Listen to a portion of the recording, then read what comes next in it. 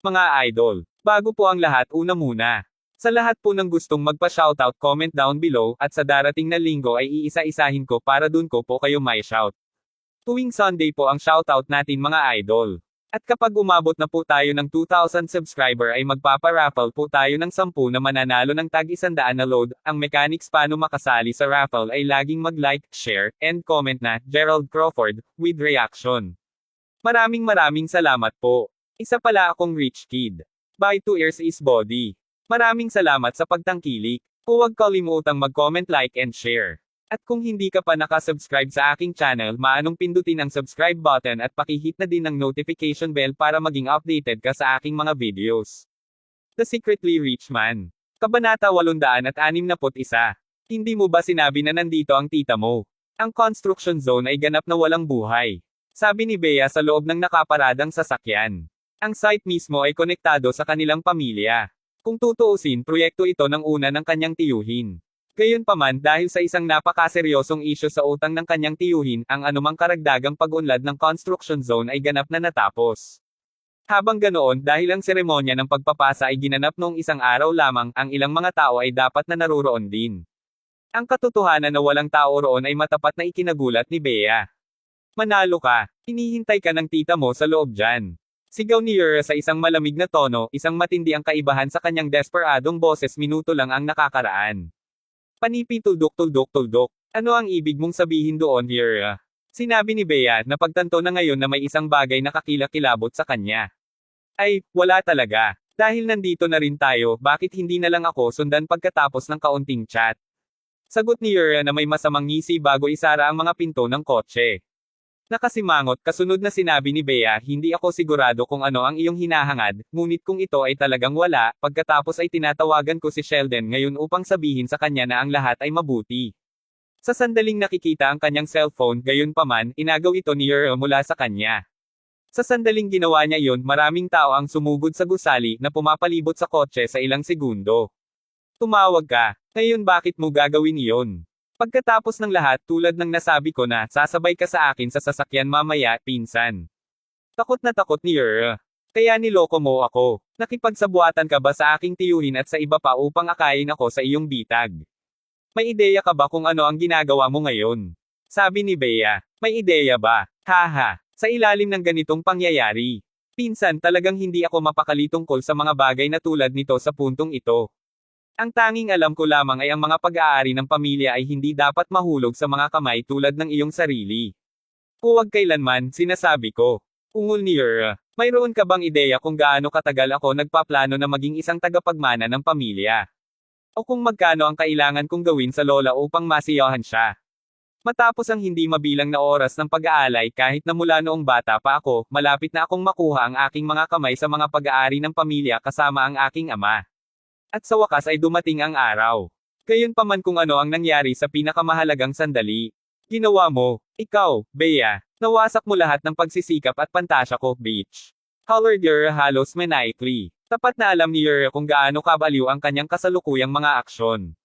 Gayunpaman, alam niya na kapwa siya at ang kanyang mga magulang ay naubusan ng mga pagpipilian. Kailangan niyang gumawa ng mga nasabing matitinding hakbangin alang-alang sa kanyang hinaharap na mga prospect. Alam din niya na ang simpleng pagsisikap na pilitin ang kanyang paraan pabalik sa maging ulo ng pamilya Yaleman ay hindi mangyayari dahil personal na na-offend ng kanyang pamilya ang malakas at maimpluwensyang Crawfords. Hindi mahirap para sa kanya na isipin kung paano magpapatuloy ang pamumuhay ng kanyang pamilya sa hinaharap. Alam na nagpalakas sa kanya upang ipagpatuloy ang kanyang kasalukuyang mga plano hanggang sa wakas. Bea, hindi kita papayagang magsimula ka ring magplano ng paghihiganti sa akin. Hindi mo makukuha ito. Tinalas ni Yura. Sa ngayon, naluluha na si Bea. Gayunpaman, hindi siya umiiyak dahil sa takot. Sa halip, ito ay dahil alam na niya ngayon na ang panloob ng mga familial na away tulad nito ay nangyayari pa rin.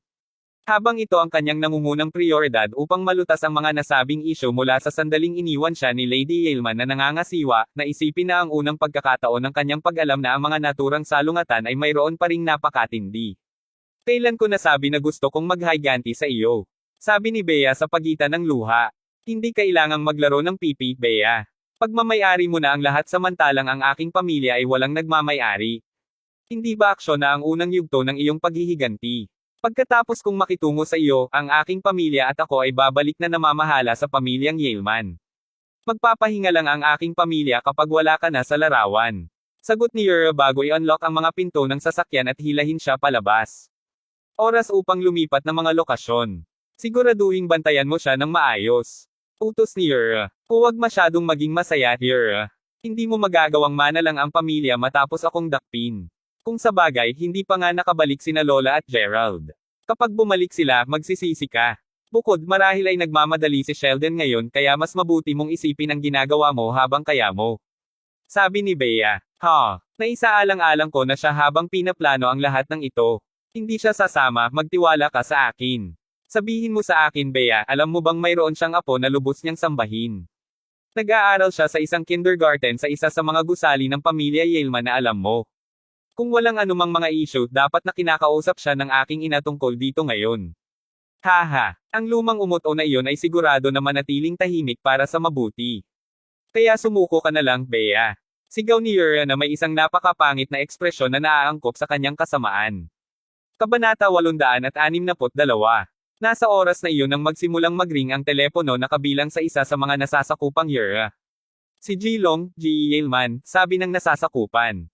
Kaya talagang kumampi ka sa Long pamilya ngayon. Talagang nabaliw ka, Yura. At hindi lang ikaw, tiyahin at tiyo ay nawala na rin siguro ang kanilang pag-iisip. Hindi makapaniwalang sabi ni Bea. Ilayo mo na lang siya. Utos ni Yura habang kinawayan niya ang isang kamay ng walang pasensya bago sinagot ang tawag. Ang lahat ay maayos, Jilong. Hindi mo makakalimutan ang pangakong ipinangako mo sa akin. Pero syempre wala ako. Hindi ko makakalimutan ang ganoong pangako, G. Yaleman. Malapit na ang gabi sa bahay ng pamilya Yaleman at tila walang napansin ang anumang partikular na hindi normal. Gayunpaman, maraming mga miyembro ng pamilya ang napansin na si Bea ay nawala sa buong araw, partikular ang pangalawang tiyahin at ang kanyang pamilya na naghihintay na gamutin sina Bea at Catherine sa isang pagkain. Dahil sa kanyang pagkawala ng halos lahat ng araw, simpleng ipinapalagay nila na si Bea ay sobrang abala. Nang tanungin nila kapwa Catherine at Sheldon tungkol sa kanyang kinaroroonan, ni hindi alam kung nasaan siya. Maya-maya, lumabas si second tita mula sa opisina ni Bea na nagbitiw sa pag-iling habang umiling. Kung alam ko lang na magtatapos siya sa pagiging pinuno ng pamilya, mas mahusay ko siyang tretuhin. Sa kung gaano katens ang aming kasalukuyang relasyon, nagtataka ako kung ang pagpapagamot sa kanya sa isang pagkain ay magbabago kahit ano. Tuldok-tuldok. Hindi nagtagal ay lumipas ang araw at sa umaga ng ikalawang araw, naghintay muli sa harapan ng tanggapan ni Bea ang pangalawang tiyahin at ang kanyang pamilya. Gayunpaman kahit papalapit na ang tanghali, walang anumang palatandaan ni Bea kahit saan. Nay, umalis na lang tayo, marahil ay walang point sa atin na naghihintay ng ganito. Kung tutuusin, iba na si Bea ngayon. Siya ang pinakamakapangyarihang malaking pagbaril doon sa Hilaga.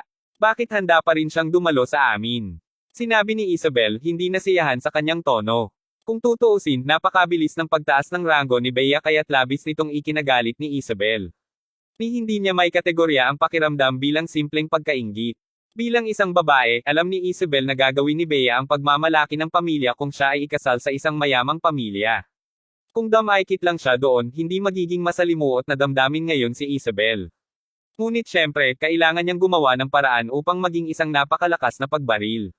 Siya ay tunay na isang malakas at independenteng boss. Matapos itong pag-isipan saglit, napagtanto ni Isabel na hindi na siya maaaring mainggit dahil may literal na zero na pagkakataon na maibalik niya muli si Bea. Sa katunayan, kung nasiyahan niya si Bea, may pagkakataon na makakaya pa rin niyang maging pangalawang pinakamahalagang babaeng boss sa lugar. Ngayon ay magiging isang magandang pakiramdam, pagpasensyahan mo, Isabel.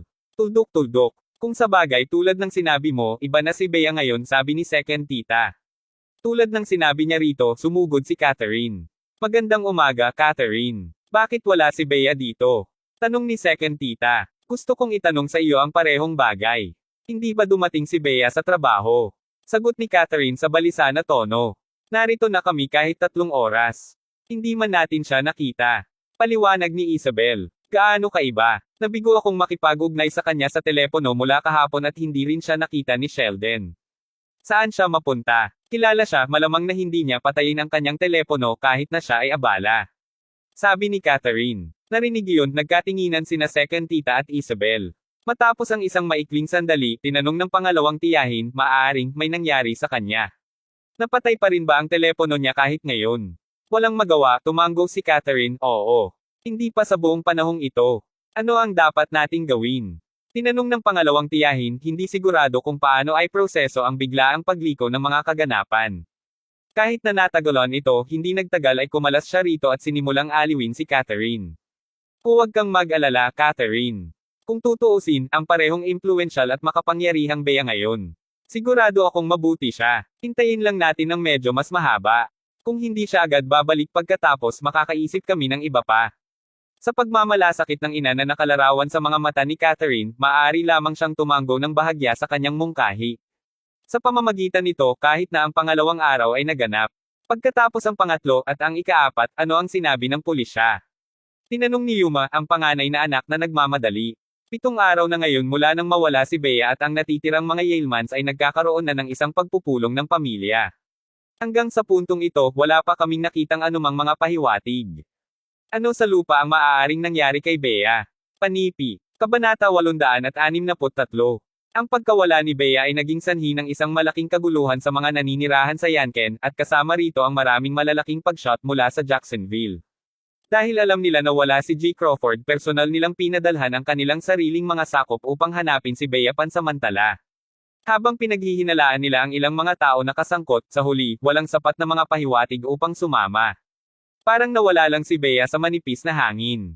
Kahit na si Catherine mismo ay nais na makipag-ugnay sa mga Crawfords mula sa North Bay, si Bea lamang ang may kakayahang makipag-ugnay sa kanila. Walang ibang alam kung paano makarating sa kanila. Hindi man nila sigurado kung buhay pa si Bea. Pagkatapos ng lahat, 7 araw na mula nang makita siya ng sinuman. Mula sa araw na napagtanto niya na ang kanyang anak na babae ay maaaring patay na, si Catherine ay nagkaroon ng sobrang haggard na ekspresyon na nakaukit sa kanyang mukha. Ngayon, ang mga miyembro ng pamilya Yaleman ay natipon lahat upang talakayin kung paano umasenso sa pagkawala ni Bea. Kahit na ang lahat sa pagpupulong ay solemn, si Catherine mismo ay umiiyak ang kanyang mga mata. Walang nagsalita kahit isang salita at lahat ay nagpapababa ng ulo habang nakaharap sa namimagating ina. Sa mga Yalemans, gayon paman, lihim na napangiti sina Uriah at Rose habang nagpapalitan ng tingin sa isa't isa. Ang plano ay gumana ng walang kamali-mali. Pagkatapos ng lahat, sa tulong ng Longs, syempre hindi sila makakahanap ng anumang mga pahiwatig mula sa kanilang mga pagsisiyasat. Kahit na ang iba ay alinman sa alinlangan sa kanila, kasama ang mga Long sa kanilang panig, walang sino man ang maaaring hawakan ang parehong ina at anak na lalaki. Ginang. Yaleman. Parehong bumalik sina G. Crawford at ang chairman. Excited na anunsyo ng isang lingkod. Ano? Sa wakas ay bumalik si Gerald. Sabi ni Catherine habang nag-joke siya at sumugod sa labas. Maraming iba pang mga Yalemans ang sumunod din sa kanila, lahat ngunit si Uriah at ang kanyang ina. Panipi tuldok. Mom. Gerald's back. Sabi ni Uriah habang napangangahabang nanginginig. Huwag matakot. Walang kinakatakutan. Kaya paano kung bumalik sila? Kinalma ni Rose ng mahinahon. Narinig iyon, mas tiniyak ni Uriah na ang kanilang plano ay gagana pa rin sa huli. Si Gerald mismo ang tumutulong kay Lady Yaleman palabas ng kotse. Sa kabila ng kanyang edad, sinamahan niya si Gerald sa nakaraang 8 araw. Ito ay natural para sa kanya na maging ito pagod. Nang makita niya ang ibang mga taga-Yalem na lumalabas upang salubungin ang kanilang pagbabalik, babatiin na niya sila nang umirap si Catherine sa kanya bago hawakan ang kanyang braso at nagmakaawa, G. Gerald. Salamat sa Diyos, sa wakas ay bumalik ka. Pakiusap. Kailangan nating iligtas si Bea. Makatipid. Ano ang ibig mong sabihin na iligtas siya? Anong nangyari? Tanong ni Gerald. Huminahon ka, Catherine. Ngayon ay ipaliwanag ng marahan sa amin. Ano ang mali? Dagdag ni Lady Yaleman. Bea, nawala siya ng 1 linggo ngayon. Hindi namin siya matagpuan talaga. Ano? Sagot ni Gerald, natigilan. To think na may mangyayari talaga kay Bea sa loob ng 8 araw na pagkawala niya. Pag-elaborate. Ano ang humantong sa kanyang pagkawala? Nag-aalalang tanong ni Gerald. Sabik na sabik si Gerald dahil sa partikular na mahalaga sa kanya si Bea at ang kanyang pamilya. Tikas sa kanya na mag-alala kung may mangyari sa anuman sa kanila. Narinig iyon, sinabi ni Catherine sa kanila ang kabuuan ng alam niya. Napakagandang dalaga ni Bea, halos hindi siya makasakit ng sinuman. Sino ba ang gugustuhin na saktan siya? Sabi ni Catherine. Huwag muna tayong maging pesimistic, tita. Magpadala ako ng ilan sa aking mga kalalakihan upang masimulan ang pagsisiyasat sa bagay na ito kaagad. Huwag mag-alala, para sa kung sino man ang salarin, sisiguraduhin kong ang bawat isa sa kanila ay magsisi sa kailanman na ipanganak sa mundong ito kung dapat na inilagay nila ang kanilang mga daliri sa kanya. Idineklara ni Gerald habang nagpatuloy sa pagsuporta kay Lady Yelman hanggang sa bahay. Ano ang dapat nating gawin ngayon, nanay? Sabi ni Yer habang nagsimula siyang manginig ng marahas. Habang ang ina at anak ay unang ipinapalagay na si Gerald ay isang taong malambing ang puso, ang kanyang mga mata na may dugo na nagmula sa kanyang pagkabalisa upang makita ang mga salarin na matapat na takot sa kanilang dalawa. Ang reaksyon niya ay hindi man malapit sa kanilang naisip. Naisip nila na siya ay mawawala at kinakabahan matapos malaman ang tungkol sa pagkawala ni Bea.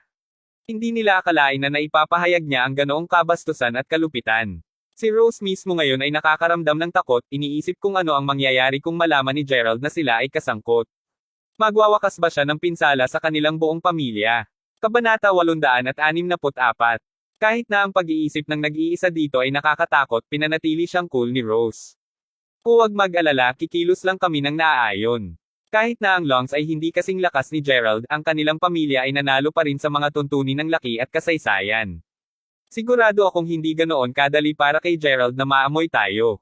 Di nagtagal, nagpalabas ng utos si Gerald para sa lahat ng miyembro ng pamilyang Yelman na manatili sa loob ng bahay ng pamilya Yelman maliban kung payagan silang umalis. Mayroong isang bagay na hindi ko sigurado kung sasabihin ko sa iyo, G. Crawford, sabi ni Philip kay Gerald sa isang pribadong silid sa loob ng bahay ng pamilya Yelman pagkalipas ng kaunti. Ipagpatuloy mo, sagot ni Gerald habang tumatango. Sa lahat ng katapatan, nahahanap ko si Yer at ang kanyang pamilya na medyo naghihinala. Kung tutuusin, malinaw na may motibo silang gumawa ng ganito, sabi ni Philip. Sa ganoon, tumango si Gerald bago sumagot, sa totoo lang. Pinaghihinalaan kong sila rin ang may kasalanan. Nag-order na ako ng ilang mga tao upang siyasatin ang higit patungkol sa kanila. Pagkatapos ng lahat, ang kanyang pamilya ay medyo natahimik sa oras na ito, salungat sa kung paano sila karaniwang kumilos. Ito ay simpleng pakiramdam off. Habang iyon ang vibe na nakukuha ko sa kanila, inaasahan kong hindi sila kasali sa oras na ito. Sa sandaling iyon, kumatok sa pintuan si Sheldon bago pumasok. Wala kang pahinga mula nang bumalik ka, Ginoo. Dapat pagod ka na. Inutusan ko ang isang lingkod na magluto sa iyo ng sopas, sabi ng mayordoma. Salamat, Sheldon. Kamusta lola ko, tama ba ang ginagawa niya? Tanong ni Gerald. Si Lady Yelman ay labis na nalulumbay. Tuldok-tuldok. Siya ay pinakamahabang umiiyak, Ginoo. Gayunpaman, nagpapahinga na siya, paliwanag ni Sheldon habang inilalagay ang mangkok ng sopas bago si Gerald. Tulad ng pagtikim ni Gerald ng sopas, binuka ni Sheldon ang kanyang bibig kahit na walang mga salitang lumabas. Sa huli, pinigilan niya ang sabihin. Sa pagsasalita nito, Sheldon. Naaalala ko ang sinabi sa akin ni Bea bago ako umalis ng isang linggo na ang nakararaan. Kung natatandaan ko ng tama, sinabi niya na nais niyang tulungan ang mga Yelmans na malutas ang isyu sa mga pautang sa ibang bansa. Tuldok-tuldok. Nagawa ba niya itong malutas sa anglong pamilya? O may nangyari ba sa kanya bago pa siya makapagawa? Tanong ni Gerald habang ibinababa ang kanyang mangkok ng sopas sa sandaling iyon. Ha? Oh, hindi, G. Crawford, hindi ito nalutas sa oras. Tuldok-tuldok. Nangyari ang insidente bago niya nagawa, sagot ni Sheldon.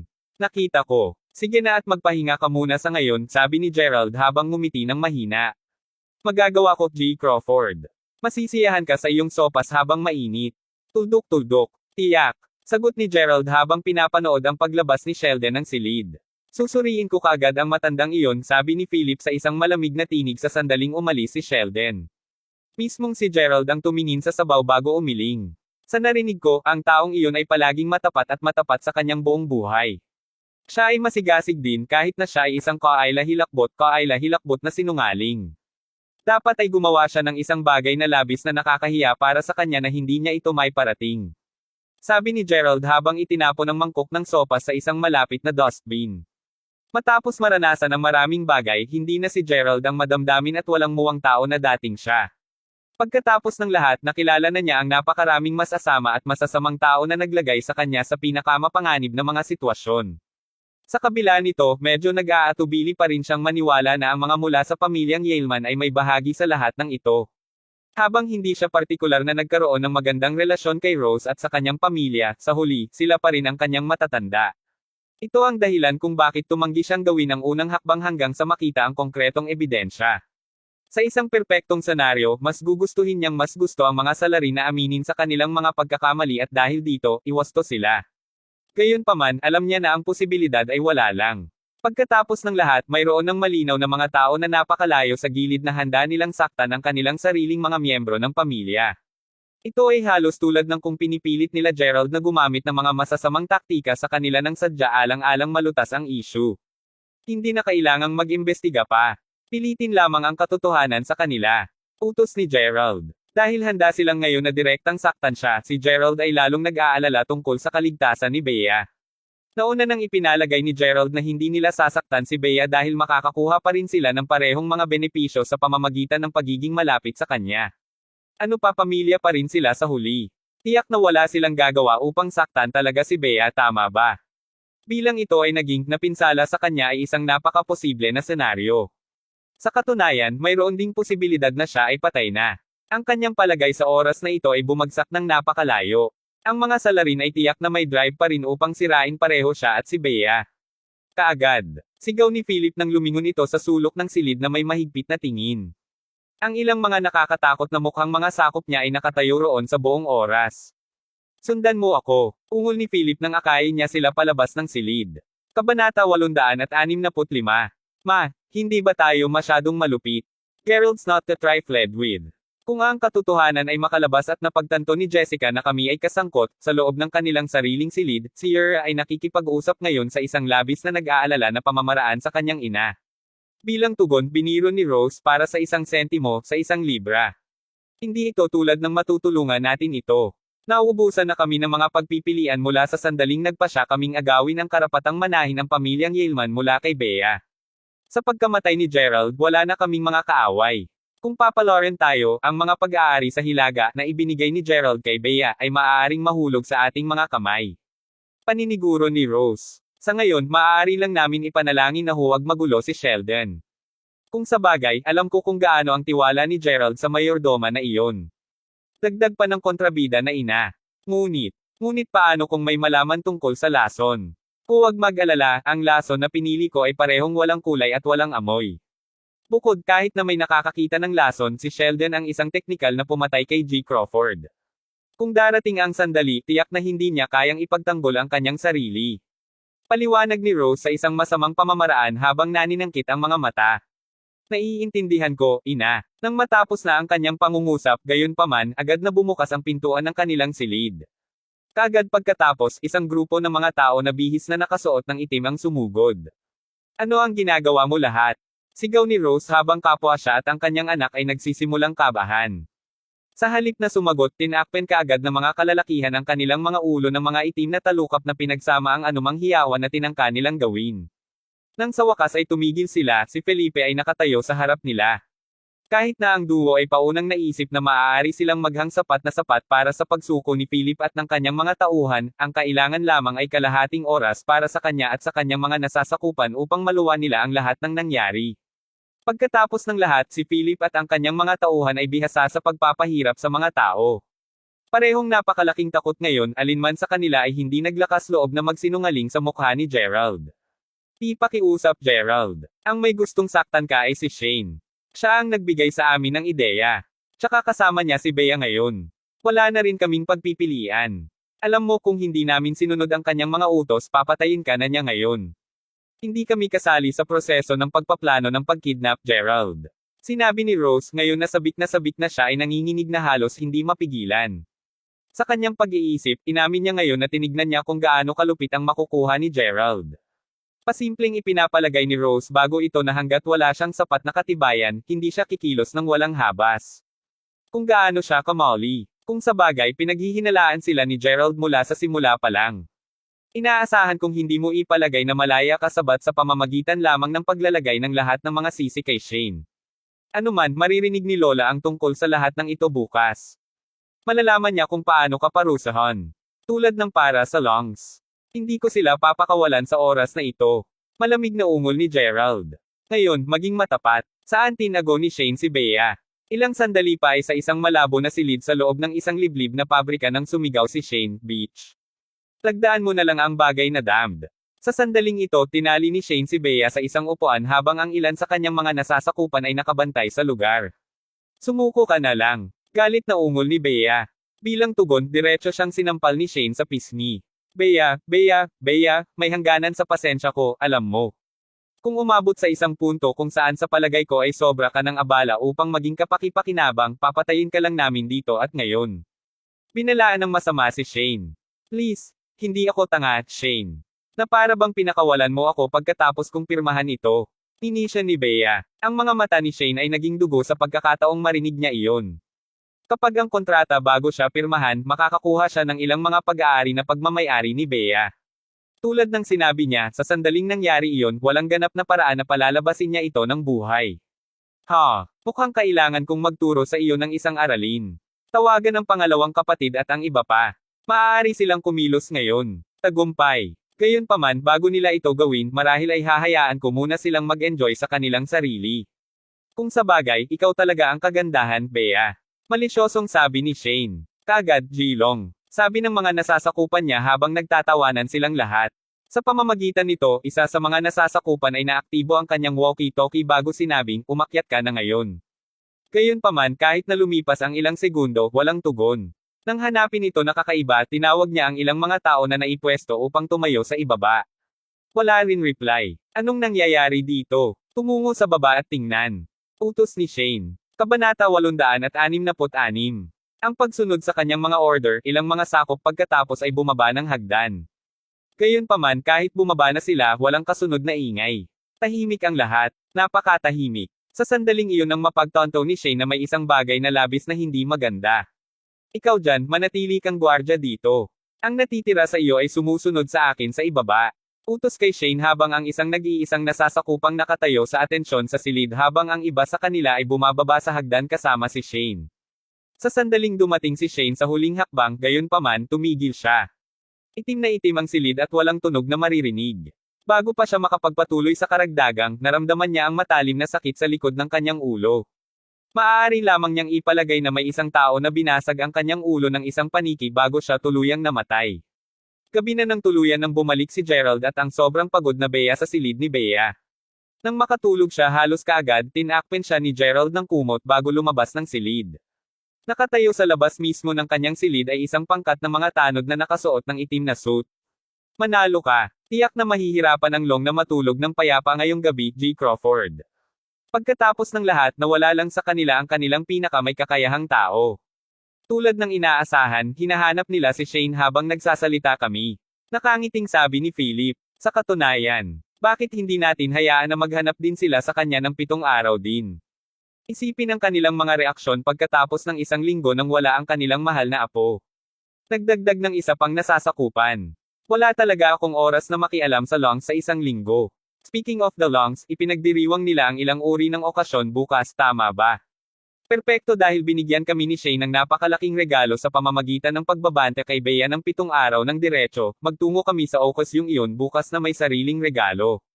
Sabi ni Gerald na may malamig na titig sa mga mata.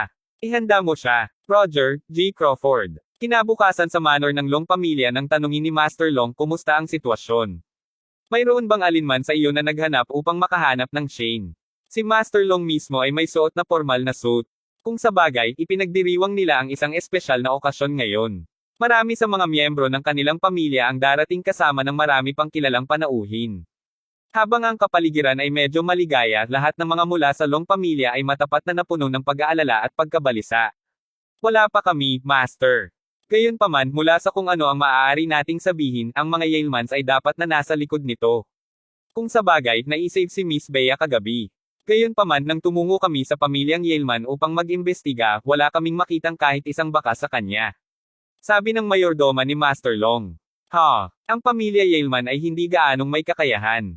Bukod, hindi nila kailanman managinip ng kahit na subukan na tumayo laban sa Long pamilya. Ang gumawa nito marahil ay kapatid ni Jessica, si Gerald. Sagot ni Master habang pinipikit niya ang kanyang mga mata. Gerald. Sabi ng mayordoma, natigilan. Hindi ito ang unang pagkakataon na naririnig ko ang kanyang pangalan.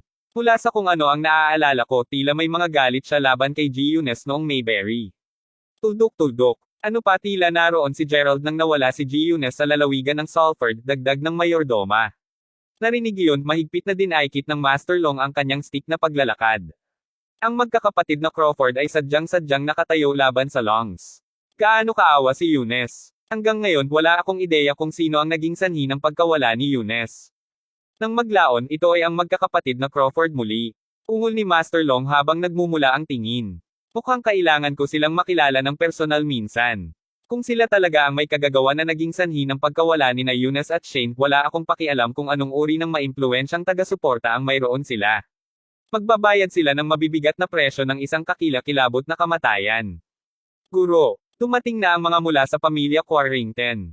Anunsyo ng isang lingkod habang papalapit sa lalaking malalim pa rin ang sama ng loob. Gayunpaman, agad na lumipat ang kanyang kalooban sa sandaling napagtanto niya kung sino ang narito. Sa isang tuwang-tuwa na tango, sinabi niya pagkatapos, "Bueno, bilisan mo sila at pasok." Sa kanilang kasalukuyang lakas, ang Long ay napakahina pa rin upang labanan ang magkakapatid na Crawford. Kung ang Longs ay tunay na nagnanais na ibagsak ang magkakapatid, kung gayon ang kanilang pinakamahusay na mapagpipilian upang makamit iyon ay sa pamamagitan ng pakikipagtulungan sa mga makapangyarihang tao mula sa lahat ng antas ng buhay. Hindi ba tayo maaaring tumanggi na lumahok, Gia? Sa labas ng manor ng Long pamilya, ilang kababaihan ang kinakabahan na nagmumungkahi laban sa pagsali sa espesyal na okasyon ng Long pamilya. Ano ang dapat matakot? Habang hindi ko rin nais na narito, kailangan kong pumunta sa ngalan ng aking ama mula nang yayain ng Long ang aking buong pamilya. Bukod, ako ang may mga galit sa kanila ngunit hindi ako halos matakot. Bakit kayo ang natatakot? Sabi ni Gia habang nakatingin kay Marilyn at iba pa niyang mga kaibigan. Sa gayon, ang Longs ay ang pinakamakapangyarihang pamilya sa Yanken. Siyempre kinabahan ako sa pagpunta sa isang lugar tulad nito. Tuldok-tuldok. Bukod, tingnan ang paligid sa amin. Lahat ng tao roon ay malamang na mabaril. Sagot ni Marilyn sa nanginginig na boses. Aba nandito ako, hindi ba? Palagi kitang pinagsasama sa nakaraan kaya't isasama mo ako sa oras na ito. Sabi ni Gia sa isang mapaglarong tono. Mabuti. Papasok kami sa iyo. Sagot ni Marilyn habang nakalabas ang dila. Ha, hoy Marilyn, Gia. Tumingin doon. May isang pangkat na mga marangyang kotse na darating sa ganitong paraan. Nagulat ang isa sa mga kaibigan ni Gia habang nagtuturo sa mga kotse na nagmamaneho patungo sa pintuan ng manor. Kabanata 867. Paano tunay na marangyang? Nagtatakang dagdag na ibang babae.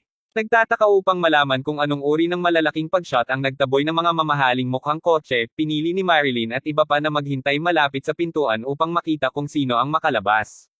Ang ilan sa kanila ay nakakuha din ng kanilang mga compact mirror at nagsimulang hawakan ang kanilang make-up.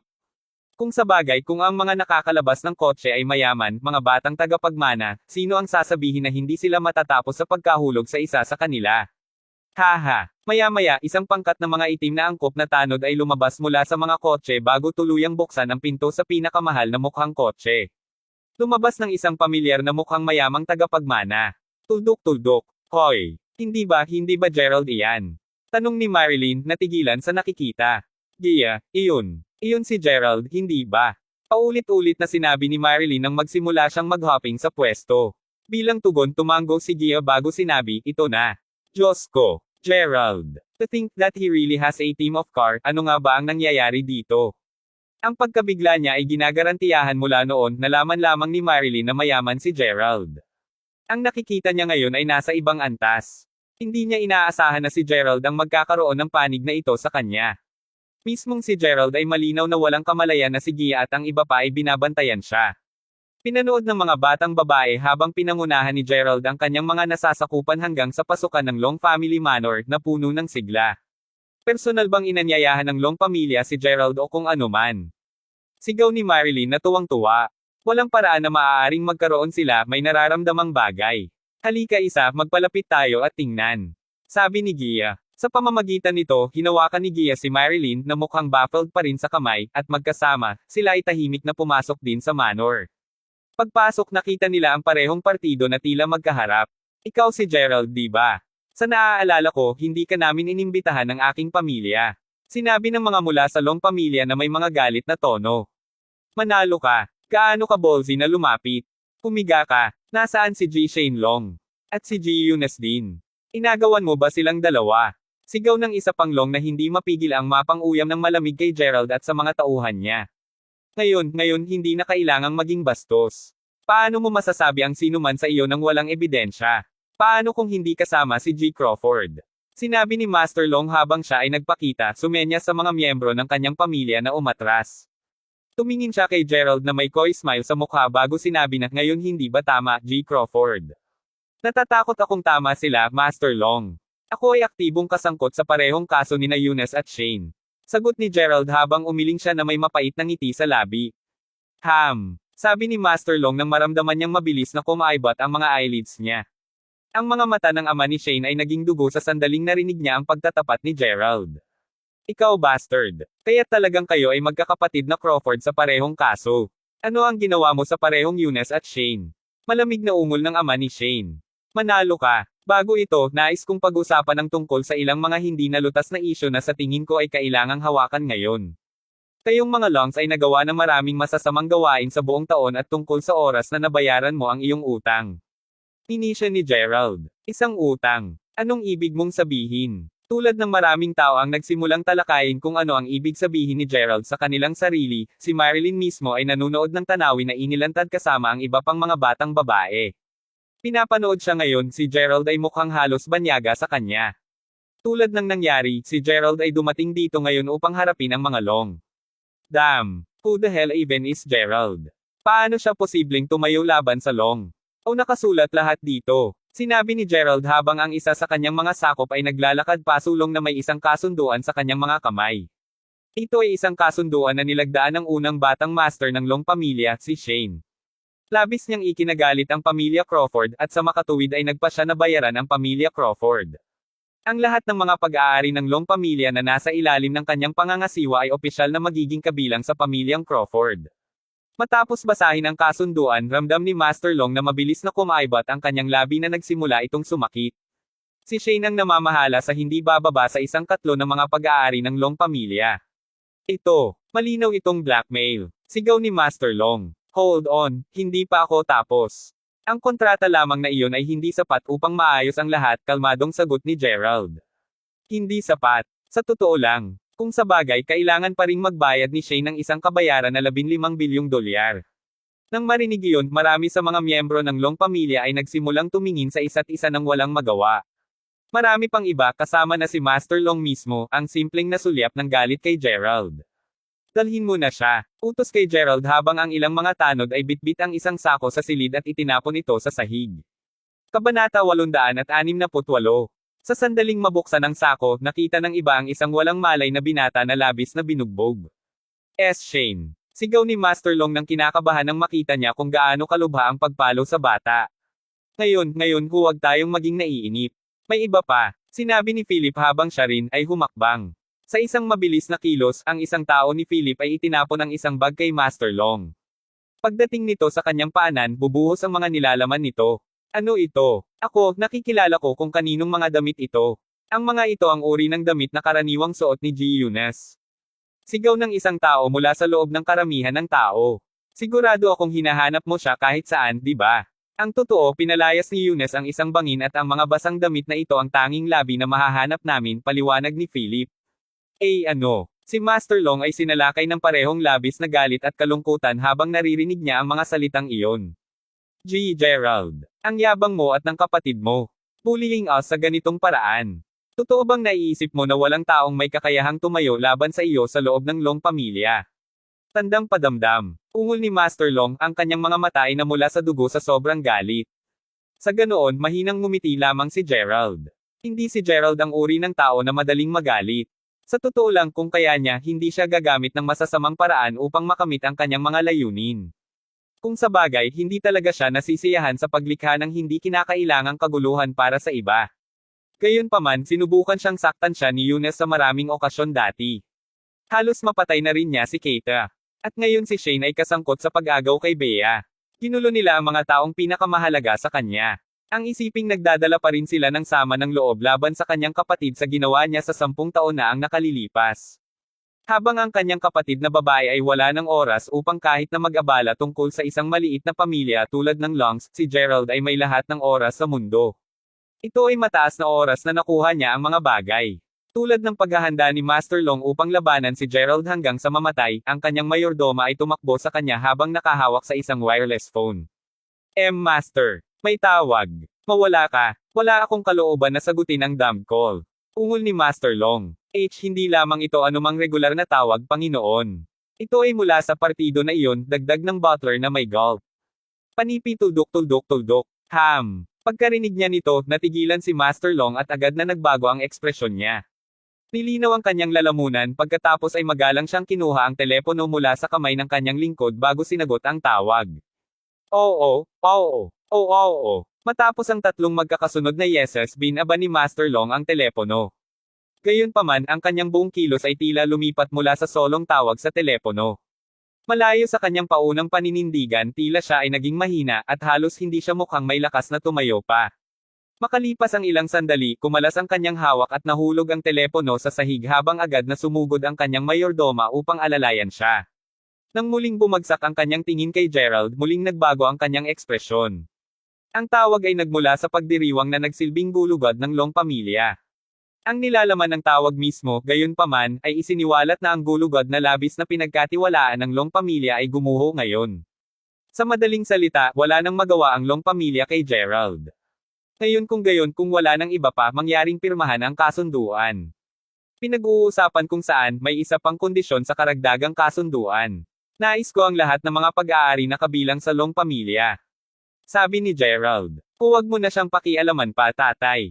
Basta bugbugin na natin siya. Sa katunayan, napakalaking pamilya namin na may maraming mga pag-aari. Bakit tayo dapat matakot sa kanila? Anong biglang kalokohan? Sinasabi na gusto niya ang lahat ng aming mga pag-aari. Preposterous. Dapat ay iniisip mo muna kung magagawa mo itong makalabas dito ng buhay.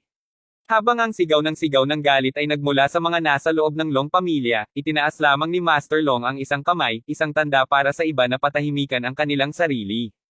Ang mukha niya ngayon ay namamatay na mapatla, lumingon siya ng dahan-dahan tumingin kay Gerald bago sabihin, mabuti. Pirmahan ko ito, G. Crawford. Narinig iyon, lahat mula sa Long pamilya ay agad na natigilan. Habang totoo na ang pamilyang Crawford ay parehong makapangyarihan at maimpluwensyang, ang Longs ay tiyak na may mga paraan at kapangyarihan upang hindi man lang subukang manindagan laban sa kanila. Kahit na ang iba ay nanatiling tuliro, tanging si Master Long ang kasalukuyang nakakaunawa sa kahalagahan ng kanyang mga aksyon. Sa pag-sign sa kasunduan, ang Long pamilya ay titigil sa pagkakaroon sa loob ng Yanken. Kapalit nito, pinapayagan pa rin ang Long bloodline na magpatuloy sa pagkakaroon ng ibang lugar. Sa madaling salita, kung hindi nilagdaan ang kontrata, ang pangalan ng Long pamilya ay madaling mabubura sa planeta para sa kabutihan. Kabanata 869. Pahalagahan ang kooperasyon. Darating kami upang kunin ang mga pag-aari sa iyo sa 7 araw, sabi ni Philip. Sa pamamagitan nito, nagsimulang umalis si Gerald at sumunod sa likuran niya ang kanyang mga tauhan. Ang iba pang mga panauhin ay hindi naglakas loob na manatili roon pagkatapos na masaksihan ang kakilakilabot na insidente na nangyari sa Long pamilya. Sila rin nagmamadaling lumabas matapos ang mga tauhan ni Gerald ay wala na. Tatay, bakit? Bakit mo ito pinirmahan? Ano ang big deal? Maaari lang nating laban-laban sa kanila. Kung sa bagay, hindi tayo natatakot mamatay. Sumigaw ang isa sa mga nasa edad na lalaki. Isang malupit na sampal mula kay Master Long ang kanyang agarang tugon. Ikaw bastard. Totoong nais mong masira ang aming buong pamilya ng lampas sa puntong hindi na bumalik. Nais mo ba na ang Longs ay walang mga anak na maiiwan? Ungol ni Master Long glaring at her fiercely at her as a lamang going to twitch and furious. Talo na tayong natalo ng magkakapatid na Crawford sa oras na ito. Habang patuloy kaming nagplano laban sa kanila sa lihim sa lahat ng mga taon, ang kanilang background ay napakalakas. Dagdag ni Master Long ng mahigpit na nakakuyom ng mga kamao. Ngunit tatay, naiwan kaming wala ngayon. Totoo yan. Wala na kaming pagmamayari. Mahabang sagot ni Master sabay tango. Gayunpaman, mayroon pa rin tayong kasaysayan na umaabot sa mga siglo. Hindi kami gaanong mawawala mula sa Weston. Tutal, mayroon pa tayong huling paraan. Isang huling paraan. Tumango si Master Long bago sumagot, narinig mo na ba ang tungkol sa pamilyang Moldel sa Yanken? Ang mga Moldel. Habang ang iba pang mga Long ay pumalit na umiling, sinabi ni Master Long, tama iyan. Ang mga ito ang pinakalihim na pamilya sa buong Weston. Naniniwala ako na sila lamang ang kinunan natin laban sa Crawfords.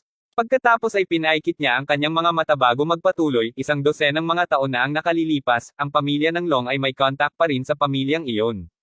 Gayunpaman, pagkatapos ng isang tiyak na insidente na nangyari, tumigil kami sa lahat ng pakikipag-ugnay sa kanila. Ano nga ba ang nangyari, tatay?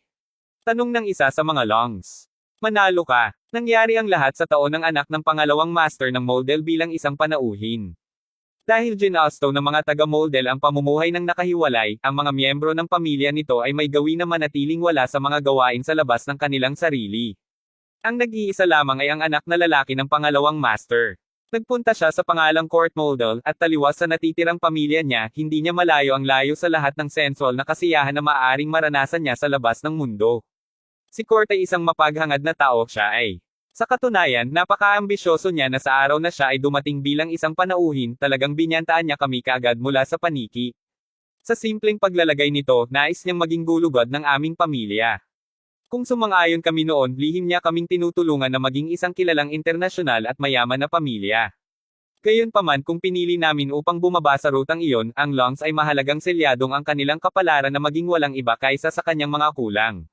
Paliwanag ni Master Long. Ano ang wishful na pag-iisip niya? Kahit na naging sikat kami sa pandaigdigan, magiging tuta pa rin natin siya sa huli, hindi magagawang kumilos laban sa kanyang pagbid. Ini siya ng panganay na anak ng Long pamilya. At iyon talaga kung bakit ko tinanggihan ang alok na iyon. Kailangang i-drop ng Longs ang aming apelyido kung kami ay sumang-ayon na kukuha ng apelyido ng Moldel sa halip. Kahit na ang kayamanan at prestihiyo ay nasa linya, hindi ko maaaring talikuran ang apelyido ng aming pamilya na matagal nang nadala ng aming mga ninuno. Kung gayon, ano ang nangyari pagkatapos nito? Dahil ang court ay may napakahusay na ambisyon, tiyak na hindi kanya papayagan na tanggihan iyon ng madali, tama? Tanong ng isa pang Long. Pero syempre hindi. Mga 25 taon na ang nakalilipas, sa wakas ay gumanti si Court sa aming pamilya. Naaalala mo pa ba ang insidente kung saan si Shaw ay inaatake ng iba sandali lamang matapos maipanganak, Joel? Bilang isang resulta, lumaki si Shaw na isang tanga na bahagyang walang katinoan. Syempre ginagawa ko. Kahit na nais kong siyasatin ito, hindi mo ako papayagan. Misteryo pa rin ito sa akin ngayon. Oo, mabuti. Tuldok-tuldok. Iyon ang ginagawa ni Court. Kung inimbestigahan natin ito, ang aming pamilya ay tuluyang mahulog sa kapahamakan. Ito ang kanyang paraan upang magpadala sa amin ng isang paalala. Sagot ni Master Long. Si Shaw ay ang pangalawang batang Panginoon ng Long pamilya na hindi kailanman gumawa ng anumang pagpapakita anuman ang okasyon. Pagkatapos ng lahat, siya ay tunay na isang tao na walang malasakit na katinoan. Sinasabi tungkol saan si Shaw? Tanong ni Master Long. Ang pangalawang binibini ay naglabas sa kanya upang magsaya. Kabanata 870. Bilang tugon, simpleng buntong hininga si Master Long. Aba, mabuti rin yan. Mas mabuting hayaan na lang natin si Shaw na mabuhay ng masaya. Gayunpaman, kahit na hindi namin nakipag-ugnay sa court sa loob ng maraming taon, ang aming pamilya ay nagpatuloy pa rin sa pag-unlad. Sabi ni Joel, manalo ka. Pero syempre, ipagpalagay ko na si Court ay hindi kailanman naglunsad ng isa pang pag-atake sa amin dahil ang kanyang ama ay namatay hindi nagtagal. Dahil sa pagpasa niya, si Court ay nasangkot sa isang laban para sa posisyon ng pangalawang master ng pamilya Moldel. Ito ay natural na nangangahulugang hindi siya magkakaroon ng oras upang abalahin kami para sa isang mahusay, mahabang panahon. Habang hindi ako sigurado kung ano ang nangyari sa kanya, batay sa katotohanan siya ay isang likas na iskema, hindi malayo ang isipin na tunay na siya ay naging pangalawang Panginoon ng pamilya Moldel. Nakikita ko. Plano mo bang kumuha ng tulong mula sa court upang makitungo sa mga Crawfords? Tinanong ni Joel na nagsisimula nang makita ang mas malaking larawan ngayon. Aba, tama ang hula mo. Hindi ako direktang humihingi ng tulong sa kanya. Pagkatapos ng lahat, kung gagawin ko iyon pagkatapos ay tulad ng sinabi ko na dati, ang katanyagan at pangalan ng Long pamilya ay magiging kasing ganda ng pagkasira. Tagumpay. Gayunpaman, kahit na mas mahusay kaysa sa pagkakaroon ng magkakapatid na Crawford na makuha ang aming pamilya. Magkaroon ng kamalayan na sa sandaling pinangunahan namin ang court, isang mahusay na gulo ang siguradong susundan. Gayunpaman kung magulo ang makukuha nito, mas mabuti ito para sa atin. Positibo ako na kahit ang maimpluwensyang at makapangyarihang Crawfords ay hindi magkakaroon ng madaling oras sa pakikitungo sa kanya. Mahigpit na idineklara ni Master Long. Pagkatapos huminga ng malalim, idinagdag niya, Joel, sumama ka sa akin. Inaanyayahan namin si Court Moldel sa bundok. Mga 3 araw na ang lumipas nang ang isang misteryosong pagdiriwang ay ginanap ng mga Crawfords na naninirahan sa North Bay. Ang partido mismo ay napaka-misteryoso na ang karamihan sa mga Crawfords mismo ay ipinagbabawal na dumalo dito.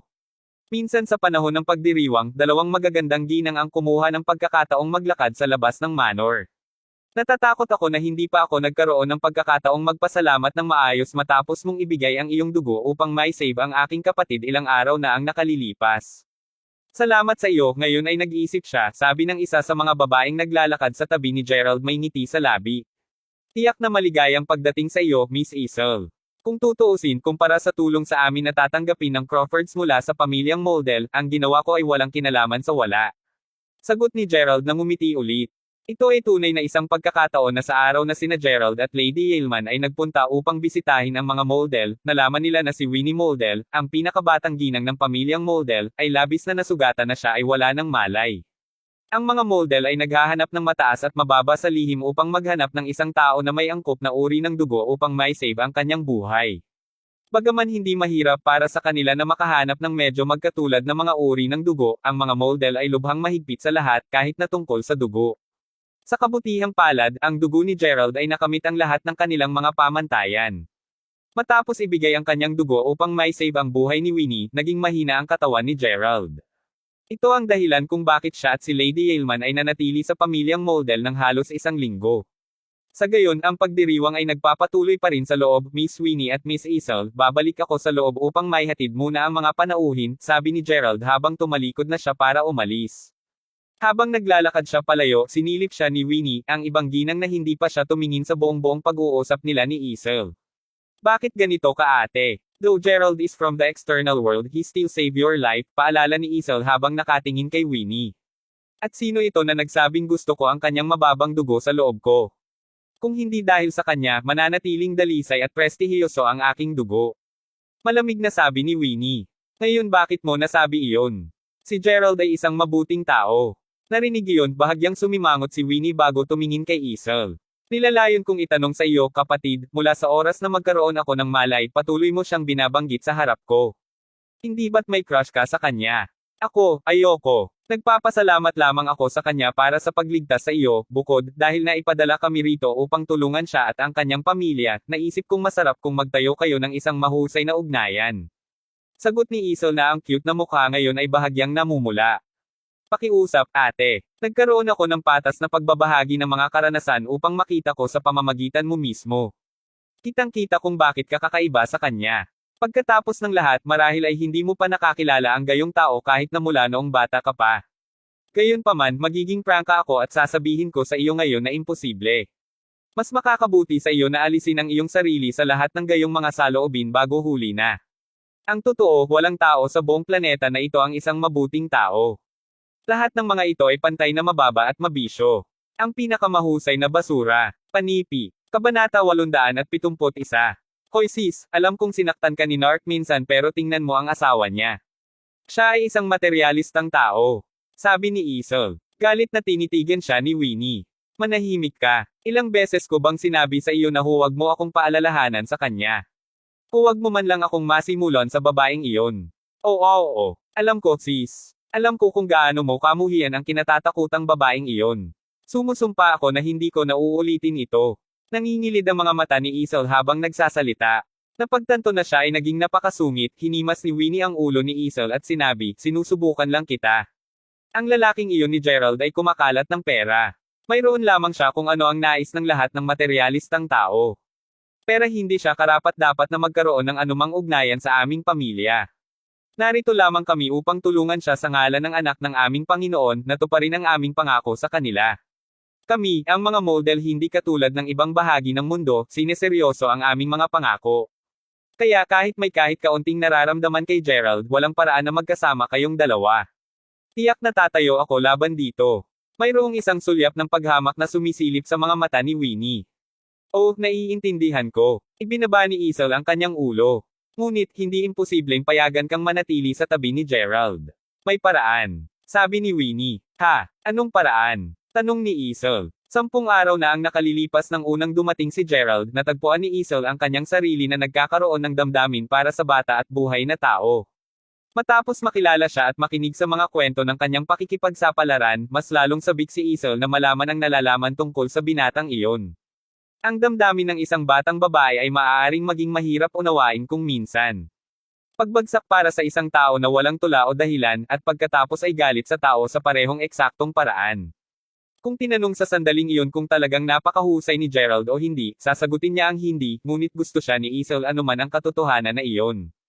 Palaging ganoon ang naramdaman ni Isel. Lumaki siya sa likod ng mga pader ng model at hindi siya nagkaroon ng pagkakataong matupad ang kanyang mga pantasya. Iyon ay isang simpleng trabaho. Gawin mo siyang isa sa iyong mga lingkod at hayaang sundan kanya. Sabi ni Winnie. Sa katunayan, mabubuhay siya ng mas mahabang buhay matapos na maging isa sa aming mga lingkod at ito ay isang bagay na mahirap mabili ng pera. Ayoko siyang alipin, sis. Bakit ang lumbay mo sa kanya? Pagkatapos ng lahat siya ay tama na yan. Maliban dito, walang ibang mga kahalili.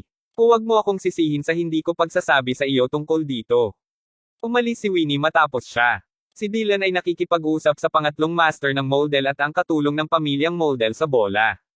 Sa oras na ito, umaasa ako sa inyong lahat pagkatapos. Nakangiting sabi ni Dylan. Maligayang pagdating sa iyo, Master Crawford. Gagawin namin ang aming makakaya. Sigurado kaming umaasa na ang Crawfords at ang mga model ay nalulugod sa resulta ng aming pakikipagtulungan sa oras na ito. Ang pangatlong master ni model sinabi ni Parker Model. Sa palagay ko hindi ito magiging kasiya siya na parang Biglang, isang 60 taong gulang na lalaki ang pumasok sa bulwagan kasama ang isang pangkat ng mga tao. Sino ka? Paano ka pumasok? Natigilan si Dylan nang makita ang matanda. Inaasahan mo bang pigilan ako ng mga walang kabuluhang brats na iyon? Hini siya ng lalaki. Court, ano sa palagay mo ang ginagawa mo? Ngayon na nakikipagtulungan kami sa mga Crawfords, paano mo kayang igalang ang mga ito? Bumaril si Parker mula sa kinauupuan niya na may malalim na noo sa mukha. Nakikipagtulungan sa kanila. Hindi pwede. Malamig na tumugon si Court. Kabanata 872.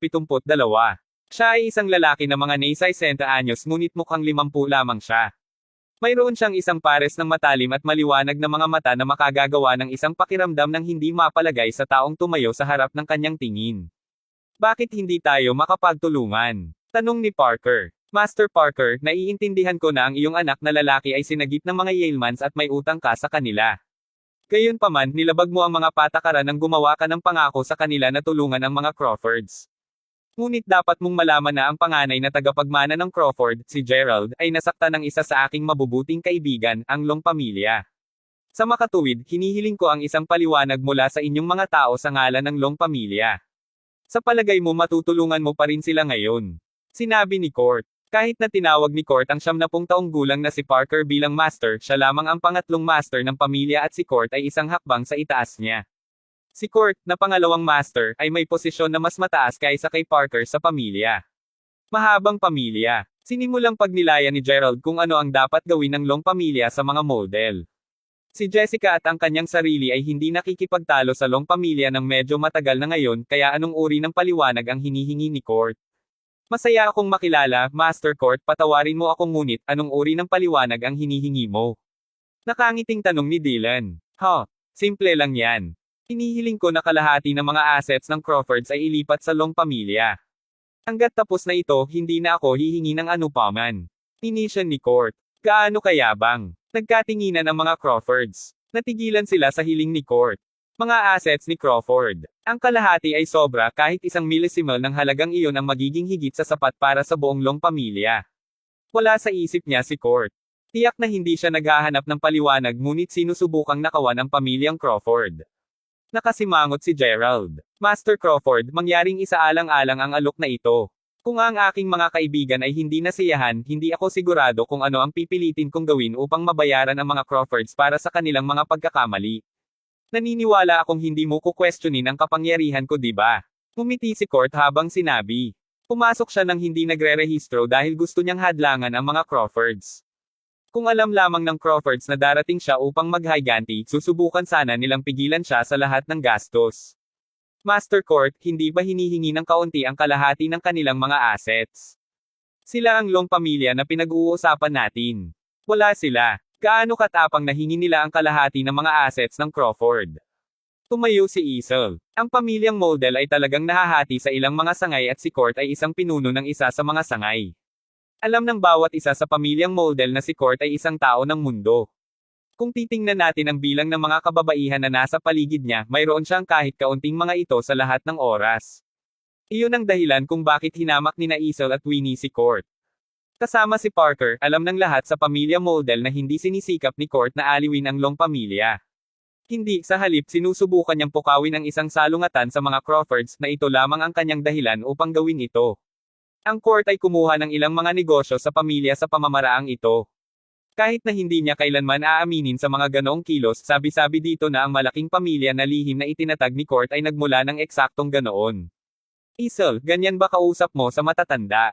Master Parker, naniniwala akong hindi ka makikialam sa bagay na ito, oo. Kahit na nais mo, kailangan mong pag-isipan ang mga kahihinatnen. Ito ba ay nagkakahalaga ng paglalantad ng mga Crawford sa gayong mga panganib? Nagpahiwatig si Court kay Parker. Galit na galit si Parker ngunit nanatili siyang tahimik gayunpaman. Si Court ay napakalakas para kay Parker na labanan. Master Crawford, bibigyan kita ng 30 minuto upang isaalang-alang ang alok ko. Gusto ko ng isang sagot kalahating oras mamaya. Wala nang, at hindi kukulangin. Umalis si Court kasama ang kanyang mga tao. Kabanata 873. Kasalanan ko lahat, tatay. Nangyari ito dahil sa akin. Nagsimulang humingi ng paumanhin si Gerald nang dumating si Dylan at ang pamilya sa pag-aaral upang matalakay ang kanilang plano. Si Dylan ay naabala sa bagay na ito. Hindi niya lubos inaasahan na mangyayari ito. Hindi, Gerald. Hindi iyon ang pinakapuno ng bagay. Narinig ko ang tungkol sa court mula sa iyong lolo at palaging alam ko na siya ay isang napakasakim na tao. Ang iyong lolo ay may negosyo sa kanya at iyon ang dahilan kung bakit lumayo kami mula sa Weston patungong North Bay. Sinusubukan naming lahat na lumayo mula sa court model, ngunit sa wakas ay dumating na ang araw kung kailan hindi na tayo makakatakbo mula sa kanya. Sabi ni Dylan. Kahit na hindi para sa long pamilya, susundan pa rin niya kami sa pangalan ng pamilyang Zabel o Letts. Pagpapatuloy ni Dylan habang nakasimangot. Itay, ang mga alalahanin na mayroon ka para sa mga model dahil ba dito? Naalala ni Gerald na nabanggit ng kanyang ama na kung hindi dahil sa kanilang kasalukuyang sitwasyon, hindi siya kailanman hihingi ng tulong sa mga model at hindi na siya magsasagawa ng anumang negosyo sa mga taong iyon. Tumango si Dylan sa ulo na may nag-aalalang ekspresyon. Gerald, alam mo ba ang tungkol sa pamilya na dating kasing lakas ng ating lakas? Marahil ay hindi ko nasabi sa iyo ito dati ngunit 40 taon na ang nakalilipas, mayroong 3 labis na mayamang pamilya. Ang isa sa kanila ay ang aming pamilya at ang iba pang pamilya ay ang mga Morning Stars. Ngunit ang mga Morning Stars ay nagbago sa paglipas ng panahon sa pamilyang model. Naiintindihan mo ba ang sinusubukan kong sabihin sa iyo? Ang sabi ng nanay ni Gerald. Tumango si Gerald sa ulo. Puntong hininga ng walang tulong ng mga model hindi namin magagawang tumayo laban sa liga o mahahanap namin ang iyong tiyuhin na si Peter. Nangangahulugan iyon na walang nakakaalam tungkol sa lihim na dinala ng iyong tiyuhin na si Peter. Hinampas ni Dylan ang kamao sa lamesa. Itay, hindi ko maintindihan ang sumpa na patuloy mong pinag-uusapan. Napakalakas ng aming pamilya. Paano posible na tayo ay mapahamak lamang? Kahit na sinusubukan ni Court na mag-higanti, wala siyang magagawa sa amin. Paano tayo makakasama tulad ng mga Morning Stars at napalunok ng mga model? Hindi ako naniniwala dito, sabi ni Jessica. Kinawayan ni Daryl ang kanyang kamay at sinabing, tama iyon, kahit na naghahanap siya ng paghihiganti, hindi niya tayo masisira tulad ng kung paano niya ginawa ang mga aga ng umaga. Ngunit sigurado kami na impyerno ay nasa isang magaspang na oras. Hindi ako nag-aalala tungkol sa kung gaano ito matigas. Hanggat maaari naming hanapin ang iyong tiyuhin na si Peter, mas malakas kami kaysa dati at kahit na kami ay nawasak, ang Crawfords ay palaging ang pinakamalaking mga tekon. Naiintindihan mo ba ang sinusubukan kong sabihin? Kung hindi natin siya mahahanap, natatakot akong baka wala na tayo sa 10 taon. Umiling si Dylan. Iyon ang dahilan kung bakit kailangan naming hanapin ang iyong tiyuhin na si Peter at kailangan naming humingi ng tulong mula sa mga model. Alam ni Gerald na kahit anong pilit niyang tanungin tungkol sa sumpa, hindi kailanman bibigyan ng kanyang ama ng eksaktong sagot. Tay, bibigyan mo ba talaga siya ng kalahati ng iyong assets? Nararapat ba sa kanya? Naguluhan si Jessica. Sasagutin ko siya sa hamon. Hindi ako naniniwala na hindi ko matatalo ang court sa mga kapangyarihang mayroon ako sa Hilagang Afrika. Sis, hindi ba nabanggit lang ni tatay na hindi ito tungkol sa hamon kay court ngunit sa halip nakikipagtulungan sa mga model upang magkaroon ng solusyon? Sa palagay ko walang mga kahalili dito. Sabi ni Gerald. Ngunit anong pagpipilian ang mayroon tayo? Sa palagay mo ba gagana pa rin ang mga model sa amin? Nag-aalala si Jessica. Dapat may paraan. Mapait na ngumiti si Gerald. Bigla siyang lumingon sa magulang at kapatid niya. Ngumiti siya sa kanila at sinabing, may ideya ako. Gerald. Ano? Ano ang ibig mong sabihin? Masasabi ni Dylan kung ano ang pinag-uusapan ni Gerald na lalong nagpag-alala sa kanya. Huwag kang mag-alala tungkol dito, tatay. Hahawakan ko ang bagay na ito. Umalis na si Gerald pagkasabi nito. Kaibigan ko sina Court, Master Crawford, at ang mga Yalemans. Huwag kang tumawid sa linya. Sa labas, nag-away sina Parker at Court. Sa palagay mo ba ay maaari mong ibagsak ang pinakamayamang pamilya, ang Crawfords? Ayokong idikit ang aking ilong sa bagay na ito, ngunit naisip mo na ba ang tungkol sa kanilang posisyon sa buong mundo? Kung ang mga Crawfords ay nanganganib, ang mga kahihinatnan ay higit sa ating imahinasyon. Ang mga Crawfords ay hindi ang mga Morning Stars. Kapag lumabas ang balita, ang aming Grandmaster ay tiyak na isasaalang-alang ang mga bagay sa kanyang sariling kamay, at sa oras na iyon, sa palagay mo maaari mo ba talagang sakupin ang kalahati ng kanilang mga assets kapag ikaw ang nag-uudyok ng squabble? Kinawayan ni Parker ang kamay niya at umupo. Bahagyang nakasimangot si Court. Hindi pa niya ito naisip. Palaging nais ni Court na sakupin ang mga Crawfords, ngunit pagkatapos ng ilang pag-ikot ng palitan ng suntok, napagtanto niya na mas mahirap ito kaysa umakyat sa hagdan patungong langit. Kabanata 874. Inilipat lamang ni Court ang kanyang target sa pinakamayamang pamilya sa Weston matapos ang paglipat ng Crawford sa North Bay, ngunit ang mga salita ni Parker ay tuluyan na namang bumagsak sa kanya. Kung ang bagay na ito ay wala sa kamay, tiyak na hindi siya patatawarin ng Grandmaster ni Models. Ngunit nasa gilid na siya ng tagumpay. Hindi handa si Court na talikuran ang lahat. Kahit na hindi siya kukuha ng kalahati ng kanilang mga assets, kailangan niyang kumuha ng hindi bababa sa isang kapat nito. Si Court ay hindi pa handa na sumuko. Nanatili siyang cool at nananahimik. Samantala, lumabas si Gerald papasok ng hall. Gerald, mabubuting kaibigan tayo, tutulungan kita, at sigurado akong si Master Parker din. Lumakad si Isol at hinawakan ang braso ni Gerald. Alam ko, salamat Isol. Tumingin si Gerald kay Parker at sinabing, Tio Parker, kung ang alitan sa pagitan ko at ng Long pamilya ay naayos na, nangangahulugan ba iyon na magpapatuloy kang manatili at tulungan kami? Hindi sigurado si Parker kung ano ang ibig sabihin ni Gerald doon, ngunit tumango siya at sinabi, hindi mo kailangang mag-alala tungkol doon. Ang iyong lola ay naisave ang aking anak na lalaki taon na ang nakaraan, at hanggat kayong mga tao, nais kong tumulong. Ang Model ay hindi kailanman bumalik sa kanilang mga salita. Mabuti yan. Ngumiti si Gerald at tumango. Tumingin si Gerald kay Court. Master Court, sinabi mo na narito ka upang maghiganti sa ngalan ng Long pamilya at inamin mo na ang kanilang hidwaan ay sa pagitan ko lamang at ng kanilang pamilya. Kung ganoon, huwag mong kaladkarin ang aking pamilya dito. Kung talagang gusto mo ng paliwanag, sundan mo lang ako. Walang dahilan para sakupin mo ang mga Crawfords. Inisyon ni Court. Ha, ikaw ang tagapagmana ng pamilya, kaya natural lamang na ang mga Crawfords ay kailangang magbayad para sa iyong maling pag-uugali. Mali ka, Master Court. Mula ngayon hindi na ako ang tagapagmana ng Crawfords at wala ka ng negosyo sa aking pamilya. Ngumiti si Gerald. Anong sinabi mo? Tinilat ni Court ang kanyang mga mata at pagkatapos ay buksan ito ng malawak. Gerald, anong kalokohan ang sinasabi mo? Agad na lumabas ng silid si Dylan at sinigawan siya. Ngumiti si Gerald. Ibig kong sabihin ang sinabi ko lang. Mula ngayon aalis ako sa Crawfords at hindi na ako magiging young Master Crawford. Master Court, kung mayroon kang anumang mga issue, mangyaring sumunod ka lamang sa akin. Master Parker, nangako kang mananatili ka at tutulong sa mga Crawfords. Ngayon na iniiwan ko ang pamilya, tinanggap ko na ang hindi pagkakasundo sa Long pamilya ay hindi na isang problema na kailangang harapin pa ng Crawfords. Natigilan si Parker. Hindi niya akalain na susuko na lang ni Gerald ang kanyang titulong ganoon. Tumango siya ng ulo. Siyempre. Dahil hindi ka na bahagi ng Crawfords, wala nang makakakuha ng gulo mula sa kanila. Sinulyapan ni Parker si Court. Binibigyan niya siya ng isang babala na huwag tumawid sa linya. Namumula ang mga mata ni Court sa sobrang galit. Ha, iniiwan ang pamilya. Sa palagay mo ba ang iyong bratty ass ay maaaring mabuhay nang hindi ka sinusuportahan ng iyong pamilya? Kahit na wala akong ginawa, ang iyong mga kaaway ay darating pagkatapos mo, at kung magpasya ang mga Crawfords na makialam, ang iyong gawain ay walang kabuluhan. Iyon ay dahil susundan ko pa rin ang mga Crawfords. Huwag kang mag-alala tungkol dyan.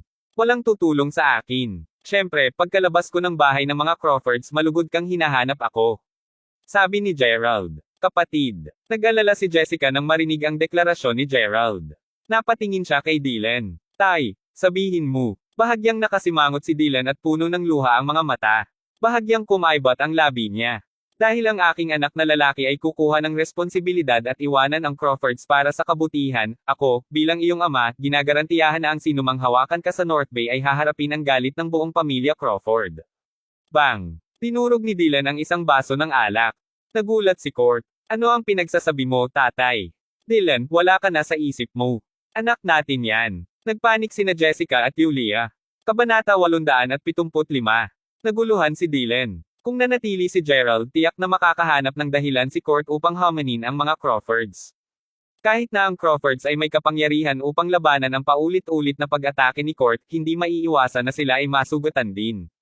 Kung ang proseso ng kanilang pamana ay hindi sapat na matatag, imposible para sa kanila na ipagpatuloy ang kanilang paghahanap para sa Sun League. Gaano katagal makakaligtas ang Crawfords kung walang kapayapaan? Ang pag-alis ni Gerald ay maaaring bumili ng ilang oras sa Crawfords at perpektong nalalaman ito ni Dylan. Gayunpaman, sa pamamagitan ng pag-iwan ng proteksyon na inalok sa kanya ng kanyang pamilya, ang landas ni Gerald ay magiging mas malakas at mas mahirap daanan. Parehong hindi papayagan ni Court at ng Long pamilya si Gerald na madaling dumulas. Mahigpit na hinawakan ni Dylan ang kamao. Nahihirapan siya sa kanyang puso nang sabihin niya ang mga salitang iyon. Wow! Hindi kailanman alam na iiwan ni Dylan Crawford ang kanyang sariling anak ng kaagad pagdating sa pag-push. Sumimangot si Court. Inisya niya, marami pang darating. Master Parker, ililigtas kita sa iyo ngayon. Naaalala ko ang mga Crawfords mula ngayon. Kinawayan niya ang kamay niya at umalis na. Ibinigay ni Dylan ang kanyang sariling anak upang protektahan ang mga assets ng kanilang pamilya. Kung magpapatuloy na bumababa, maaaring mapilitan siyang gumawa ng kahit na mas nakakabaliw. Kung ang mga Crawfords ay dapat labanan sila sa kanilang buong lakas, hindi kailanman magkakaroon ng pagkakataon si Court. Sa makatuwid, hindi magandang ideya para sa kanya na magtagal. Kahit na ang palm ni Gerald ay hindi nagbigay sa kanya ng dahilan upang atake, alam ni Court na siya pa rin ang magiging susi sa paglunok ng buong pamilya Crawford at hindi siya gaanong nahimatay. Umalis siya sa tamang oras, Master Court, isusuko na ba talaga natin ang mga Crawfords na ganyan?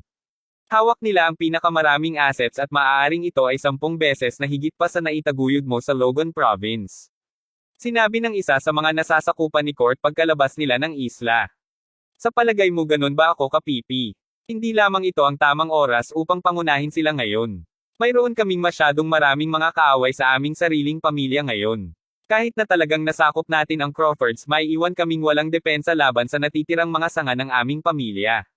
Kailangan nating mag-isip ng isang plano na maaaring pumatay ng 2 ibon na may isang bato at dapat itong gamitin kay Gerald.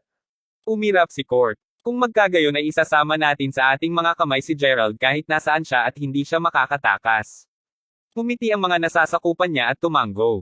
Nang gabing iyon sa daungan ng Hong Kong, dinala ni Gerald ang kanyang bagahe at naglakad pababa mula sa barko. Emosyonal si Gerald nang maalala niya ang tungkol sa nakaraang 6 na buwan. Lahat ay parang panaginip sa kanya. Nagbago siya mula sa isang mahirap, kasuklam-suklam na mag-aaral na mas mababa ang halaga kaysa sa isang tumpok ng dumi sa isang mayaman at mayamang mana. Ngayon, mas mahirap siya kaysa dati pa nagsimula ang lahat. Alam niya na ang mga pagsasakripisyo ay kailangang gawin upang makatiyak ng kapayapaan para sa kanyang pamilya sa pangmatagalan. Hindi takot si Gerald na maging mahirap, ngunit natatakot siya na baka hindi niya makita ang araw ng bukas. Kahit nahuli na, maraming tao pa rin sa daungan. Habang naglalakad palayo kay Gerald, sumulyap paatras siya. Mayroong hindi bababa sa 10 tao ang sumusunod sa kanya. Mamamatay ba ako dito ngayong gabi? Mahigpit na hinawakan ni Gerald ang kamao.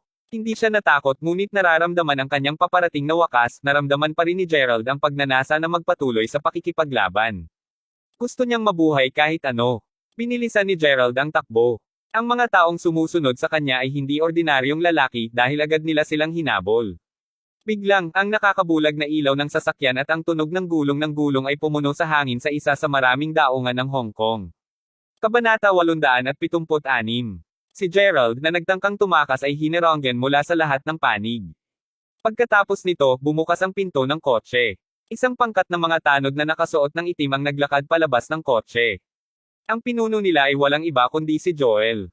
Siya ang ama ng 3 batang Panginoon ng Long pamilya. Hahaha. Bakit kung hindi ito si G. Crawford? Bakit ang dali may pupuntahan ka? Isang masamang tingin ang sumilay sa mukha ni Joel. Narinig kong inihayag mo ang iyong pagpapataw sa iyong sarili mula sa pamilyang Crawford ngayon. Hindi ako naniwala noong una, ngunit pagtingin sa iyo ngayon, G. Crawford, parang totoo ang chismis. Sabi ni Joel. Napakatagal mo nang hinihintay ang sandaling ito ngayon, hindi ba ikaw si Joel?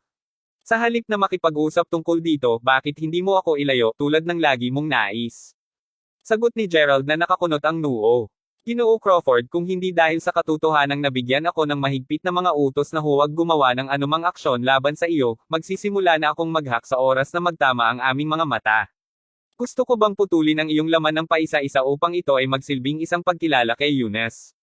Umungol si Joel na may mapang-asar na ekspresyon sa mukha at mga mata, duguan ng dugo. Mga lalaki, halika. Alisin mo siya. Utos ni Joel habang winigiway ang kanyang kamay. Lumapit agad ang mga nasasakupan niya kay Gerald. Vroom, vroom, vroom. Wala sa kung saan nagmula ang umuungal na tunog ng isang makapangyarihang makina. Isang binagong off-road na sasakyan ang biglang sumugod papunta sa kanila mula sa gilid ng kalsada. Dumiretso ito kay Gerald na napalibutan. Crash! Ang off-road na sasakyan ay durog ang lahat ng mga sasakyan papunta dito habang diretsong sumugod papunta kay Gerald. Pagkatapos nito, isang pares ng mga kamay ang umabot at hinayla si Gerald papasok sa kompartimento ng pasahero. Pagkatapos nila, huwag hayaan silang makatakas. Ungol ni Joel. Ang pag-atake ay dumating at mabilis na kasing bilis ng kidlat. Ang mga ilaw ng sasakyan ay nakakuha ng tuluyan sa kanilang pagbabantay, binulag ang mga tauhan ni Joel nang mailigtas si Gerald. Ginoo Crawford, okay ka lang. Paumanhin, huli na tayo. Sa sandaling ito, nag-uusap ang magkapatid, Drake at Tyson. Mabuti na lang ako. Salamat sa Diyos, pareho kayong dumating sa oras. Tumango si Gerald. Nga pala, bakit ka nandito? Sinabi ba sa iyo ng aking kapatid na pumunta rito? Tanong ni Gerald. Alam ni Miss Crawford na may say-so-lake sa iyo kaagad pag iniwan mo ang North Bay. Pinapunta niya kami upang sunduin ka. Ginoo Crawford, ano ang iyong mga plano para sa hinaharap? Tanong ni Drake. Walang ibang mga kahalili. Kung posible, ang dalawang magkakapatid ay higit na handang ipagpatuloy ang pagtulong kay Gerald. Natutuwa silang manatili sa tabi ni Gerald upang protektahan siya. Ngunit maraming mga mata ang nag-iingat sa pamilya Crawford ngayon. Hindi nila pinapayagan ang court na magkaroon ng anumang magagamit laban sa kanila. Kaya, naging okay para sa kanila na tulungan si Gerald minsan. Ngunit ang pagtulong sa kanya sa natitirang bahagi ng kanyang buhay ay hindi mangyayari. Hindi na ako si G. Crawford. 3 lang kayong tatawag sa akin na Gerald. Hindi ko alam kung ano ang mangyayari sa hinaharap ngunit pupunta ako sa lalawigan ng Salford. Gusto kong maghanap para doon. Sumagot si Gerald matapos ang isang maikling sandali ng pagsasaalang-alang. Isang tukoy na isang tao ang dumating sa kanyang alaala. O sige, G. Crawford. Dadalhin ka namin sa lalawigan ng Salford. Sumagot sina Drake at Tyson. Vroom, vroom, vroom. Pagkatapos ay dumating ang tunog ng mga makina na umuungal. Maraming binagong mga sasakyang pangkalsada ang dumating ng diretso patungo sa sasakyan ni Drake at Tyson. Malinaw na ang mga sasakyang ito ay pinangangasiwaan ng mga pinakadalubhasang driver sa paligid. Fuck! Dali-daling kinuha ni Drake ang manibela. Ngunit ito ay masyadong huli na. Kasabay nito, ang mga sasakyang ito ay sumabog sa sasakyan ni Drake na alog ang mga pasahero na para bang nasa lata sila. Kabanata 877. Boom! Ang tunog ng isang marahas na pagsabog ay tumba sa lungsod. Mayroong isang ulap ng usok sa pinangyarihan at mayroong mga labi saan man. Ang ilaw mula sa apoy ay nag-iilaw sa kalangitan sa gabi. Maraming mga kotse ang sabay na sumabog at nagsimula ng isang malaking apoy sa loob ng ilang segundo. Ginoo Crawford, okay ka lang. Pinrotektahan ni Drake si Gerald habang pinagsama ang maliit na slope. Dinala ni Drake at Tyson si Gerald habang tumatalon sila mula sa sasakyan habang nag-crash ang sasakyan ngayon lang. Kung sino man ang humabol sa kanila ay nabaliw. Mabuti na lang, sa palagay ko. Umiling si Gerald at pakiramdam niya ay parang umiikot ang langit. Ang mga ito ay mainit pa rin sa aming mga asno. Sumigaw si Tyson sa oras na ito. Maraming mga tanod na nakasuot ng itim ang may tatak na sandata habang sumugod sa maliit na slope mula sa pangunahing kalsada. 16 pa rin ang natira sa kanila kapatid. Makitungo tayo sa 8 sa kanila bawat isa. G. Crawford, simul ang tumakbo sa hilaga ng aming posisyon. Hinihintay ka na ni G. Lyle sa ilalim ng burol sa hilaga. Maiiwan mo ang lahat dito sa amin. Nandito din si Zack. Naramdaman na gumalaw si Gerald. Sa parehong oras, alam din niya na mas magagawa lamang ang gulo niya kina Drake at Tyson kung magpapatuloy siyang manatili sa kanila. Sa gayon, hindi niya sinayang ang kanyang oras sa pagsabi ng mga hindi kinakailangang polem. Sa halip, binigyan niya sila ng isang solong tango bago tumakbo patungo sa hilaga. Mula pa noong magturo sa kanya si Finlay ng ilang simpleng mga diskarte sa paghinga at ang 5 pakikipaglaban, ang pangangatawan ni Gerald ay naging mas malaki kaysa dati. Naubos ni Gerald ang lahat ng kanyang lakas at lakas habang siya ay desperadong tumatakbo pa ilaga. Malapit na ako doon. Napangisi si Gerald ng ngipin habang paalalahanan ang sarili. Gayunpaman, habang tumakbo siya, mas madilim ito. Sa isang punto, lahat ng nasa harap niya ay naging itim na itim. Biglang napalampas ng isang hakbang si Gerald. Napadpad siya at nahulog sa mukha. Matapos mahulog na tulad ng isang mabibigat na sako ng patatas, siya ay nahuli sa isang pagkalito sa pag-iisip. Bigla, isang pagsabog ng mga nakasisilaw na ilaw ng kotse ang nagbulag sa kanya. Maraming mga tanod na nakasuot ng itim ang lumapit at hinawakan sa leeg si Gerald. Tiningnan ni Gerald ang mga plaka ng mga kotseng ito. Ang mga kotseng ito ay pagmamay-ari ng Long pamilya mula sa Yanken. Tapos na ang lahat. Wala na akong ibang pupuntahan ngayon. Ipinikit ni Gerald ang kanyang mga mata na lamang natapos na siya sa kanyang paglalakbay. Bitawan mo siya. Nasa isang mataas na pag-asa ang pag-asa nang bigla niyang marinig ang isang pamilyar na boses ng babae. Bumukas ang talukap na mata ni Gerald upang kumpirmahin ang hinala niya. Xavier. Nagtatakang sabi ni Gerald. Si Xavier ay nagmarcha hanggang kay Gerald na nakapatong ang mga kamay sa dibdib. Gerald, hindi mo aasahan na mahuhulog ka mismo sa kamay ko, di ba? Malamig na tanong ni Xavier. No, I did not, sagot ni Gerald na may isang malaswang ngiti sa labi.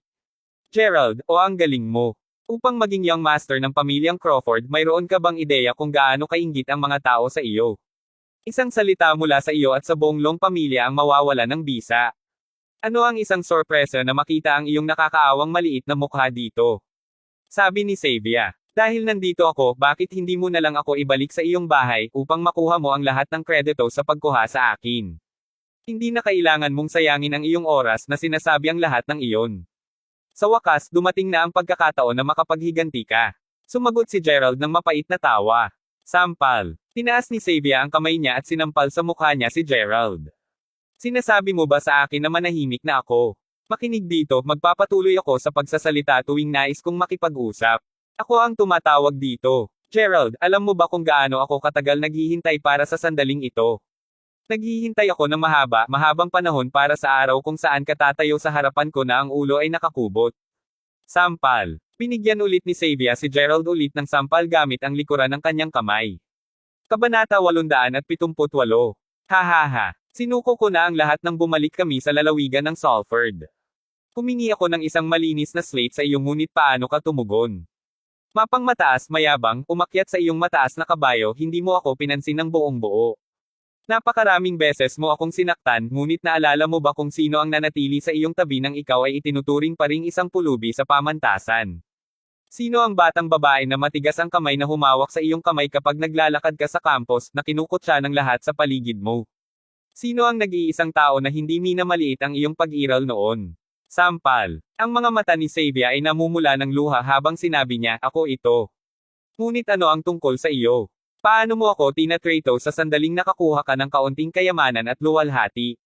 Pinamuhay mo ako sa isang miserable na kalagayan tulad ng isang aso na kinailangan na mag-ikot at humihingi ng pagkain. Kahit na si Felicity ay isang asong babae na palaging hinahamak ka at minaliit ka, pinili mo siyang tulungan nang humingi siya ng tulong. Paano naman ako? Ano ang nangyari nang kailangan ko ng tulong? Ikaw ang pinabayaan mo ako. Sabi ni Xavier. Ang lahat ay simpleng perpekto na ngayon. Iniwan mo na ang pamilya Crawford. Sa wakas, hindi na ako natatakot na sabihin ito sa iyo. Kahit na talagang gusto mong makatakas, magagawa mo ba talaga ito? Kahit na talagang makatakas ka mula sa mga mahigpit na pagkakahawak ng Long pamilya, nariyan pa rin ang pamilyang Moldel at ang pamilyang Linwood. Ang buong mundo ay pagpunta para sa iyong lalamunan. Ikaw ay isang malungkot na outcast katulad ng dati. Ang dami ko nang nasabi. Kaya, bakit hindi mo sabihin? Sagutin mo ako. Sampal. Sampal. Sampal. Galit na galit si Xavier kaya sinampal pa niya ng 3 beses si Gerald ng sunod-sunod. Sa habang panahon na ito, si Gerald ay palaging isang nakatangay na anino na sumasagi sa puso ni Xavier. Naulibing ng malalim sa loob ng kanyang puso sa loob ng mahabang panahon, kinontra nito ang pananaw ni Xavier sa mundo ng negatibo. Dahil ang lahat ng kanyang galit at pagkabigo ay pinakawalan sa isang solong lakad, nagsimulang makakuha ng isang maliit na hysterical si Xavier. Ano pa ang maaari kong sabihin? Maaari mo akong insulto at mapahiya ngayon at maaari mo pa rin akong patayin kung papagon ang iyong kaluluwa. Sagot ni Gerald habang umiling. Hahaha, hindi ka pa rin nakakaalam tungkol sa kung anong klaseng babae ako kahit nasa buong oras na ito. Sagot ni Xavier habang tinutulak niya si Gerald. Pagkatapos nito, huminga ng malalim si Xavier. Gerald, upang sabihin sa iyo ang totoo, wala akong balak na hilahin ka pabalik sa akin upang makakuha ng pagkilala mula sa aking pamilya para sa pagkuha sa iyo. Maaari akong magbigay sa iyo ng isang paraan palabas. Hangga't handa kang yumuko sa harap ko, aminin ang iyong mga pagkakamali na humihingi ng paumanhin para sa iyong mga pagkakamali, pakakawalan kita. Sagot ni Xavier habang nakakuyom ng mahigpit ang mga kamao. Ang oras na ginugol niya sa Long pamilya ay ginugol sa pagkuha ng katapatan ng mga lalaking nasa paligid niya. Sa paglipas ng panahon, lumaki sila upang maging masunurin at magpasakop sa kanya. Ikaw, pakakawalan mo ako. Nagulat si Gerald nang marinig ang mga salitang iyon. Sa katunayan, kinamuhian niya si Xavier dahil sa ilang mga bagay at hindi may kakaila na sinaktan niya siya sa maraming pagkakataon. Matapos mahulog sa kanyang mga kamay, inisip ni Gerald na hindi ito mas mahusay kaysa sa mahuli ni Joel at ng kanyang mga tauhan. Gayunpaman, nagmumungkahi si Xavier na pakawalan siya.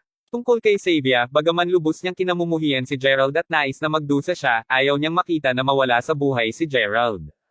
May halong at komplikadong damdamin siya. Hindi niya ginusto na mabuhay ng maayos si Gerald, ngunit hindi rin niya matiis na masaktan si Gerald. Oo, hangga't handa kang humingi ng tawad sa akin, at hangga't maaari mong hawakan ang kaibuturan ng aking puso, pagkatapos ay pakakawalan kita. Sagot ni Xavier. Sinimulan ni Gerald na magyuni-muni. Sa paghahambing sa kung gaano siya walang puso at malupit sa kanya noon, nakakagulat kung paano pa talaga nasasabi ni Xavier ang mga ganoong bagay. Si Gerald ay naparalisa ng pagkakasala habang itinatakda ito ng pagsasakatuparan. O sige, Xavier, kung talagang papakawalan mo ako, kung gayon ako, si Gerald Crawford ay nais na humingi ng paumanhin para sa pagmamoltrato sa iyo at para sa lahat ng mga maling nagawa ko sa iyo dati. Hindi ko makakalimutan ang kabaitan at kabutihang ipinakita mo sa akin ngayon. Ang cheesy naman. Ngayon ay mawala ka. Inikot-ikot ni Xavier ang ulo niya upang tumingin sa ibang paraan habang naka-cross-arm siya sa harap ng kanyang dibdib. Nagsimulang gumawa ng paraan ang kanyang mga nasasakupan para makaalis na si Gerald. Tumango si Gerald habang nakatingin kay Xavier bago siya tumakbo palayo. Sandali lang. Biglang sumigaw si Xavier para pigilan si Gerald. Ano ang mali? Tanong ni Gerald. Gerald, hindi ako sigurado kung magkikita tayo muli sa hinaharap, kaya, nais kong ipaalala sa iyo kung gaano katindi ang kapangyarihan ng pamilyang Model. Bukod dito, hindi ito ang una o pangalawang araw na ang pamilya Model ay nagpaplano na ibagsak ang pamilya Crawford. Hindi ka nila hahayaan na madulas ng madali. Kailangan mong maging mas maingat mula ngayon. Ang Long pamilya ay nabawasan ngayon sa isang aso na nagtatrabaho para sa pamilyang Model. Maaari mong patakbuhin ang lahat ng gusto mo, ngunit hahabol ka nila sa paglaon. Kung namamahala ka upang makatakas, payuhan ko kayong mamuhay ng hindi nagpapakilala. Mas makakabuti kung hindi ka magpapakita sa pamilyang Crawford mula ngayon, anuman ang mangyari.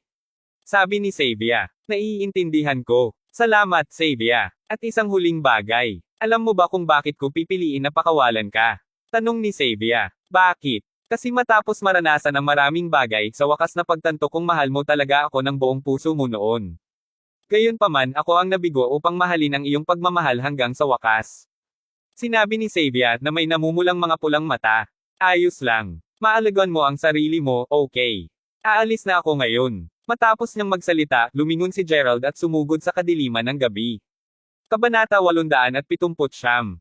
Pagkalipas ng 7 araw. Sa isang lugar ng construction sa isang tipikal na maliit na lalawigan na matatagpuan sa lalawigan ng Salford.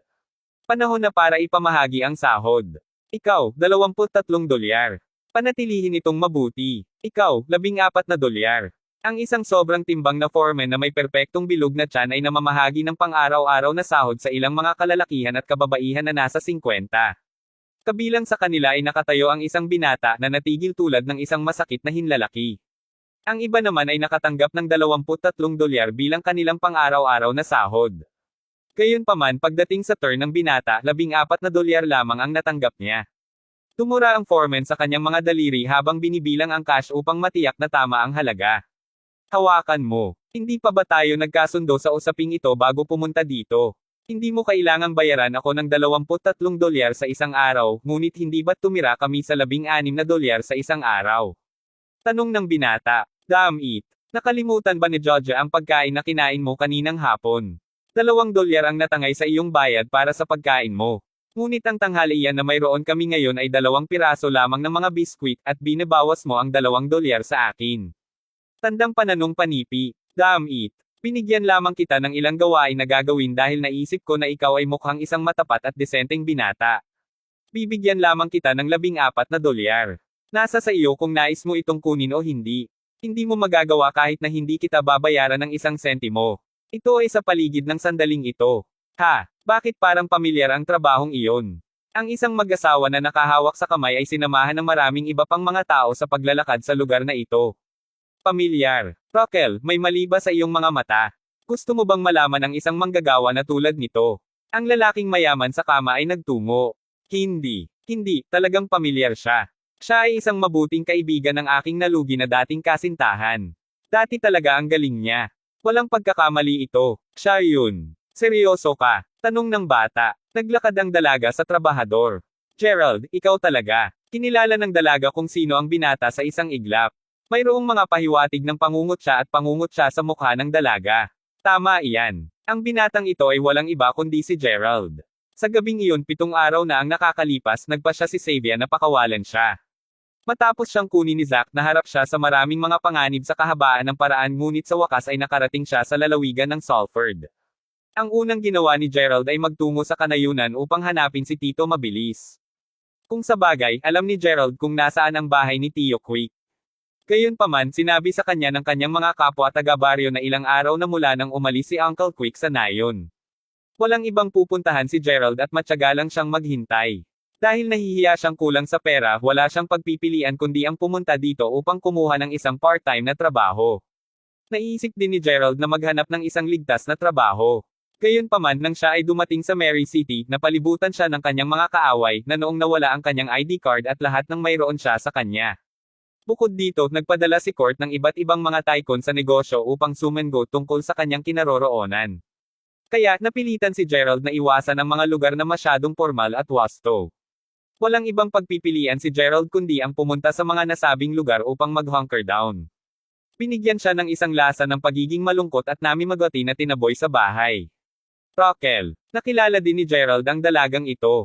Siya ang kasintahan ni Marvin na nagsanay ng taekwondo. Ilang araw na ang nakakalipas, nalaman ni Gerald sa pamamagitan ng internet na kasunod ng kanyang pagbagsak, bumagsak din ang kumpanya ng paglalakbay ni Marvin.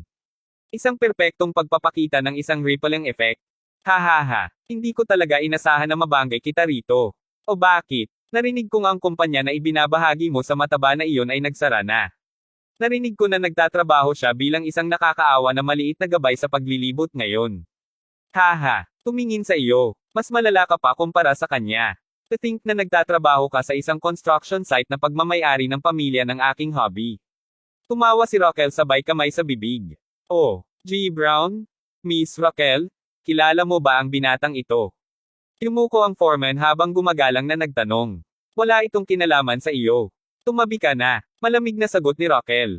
Nagmamadaling lumipat ang foreman. Matapos nito ay tumawid si Rockel ng mga braso sa harap ng kanyang dibdib at nginisyan habang tinitingnan si Gerald pataas at pababa.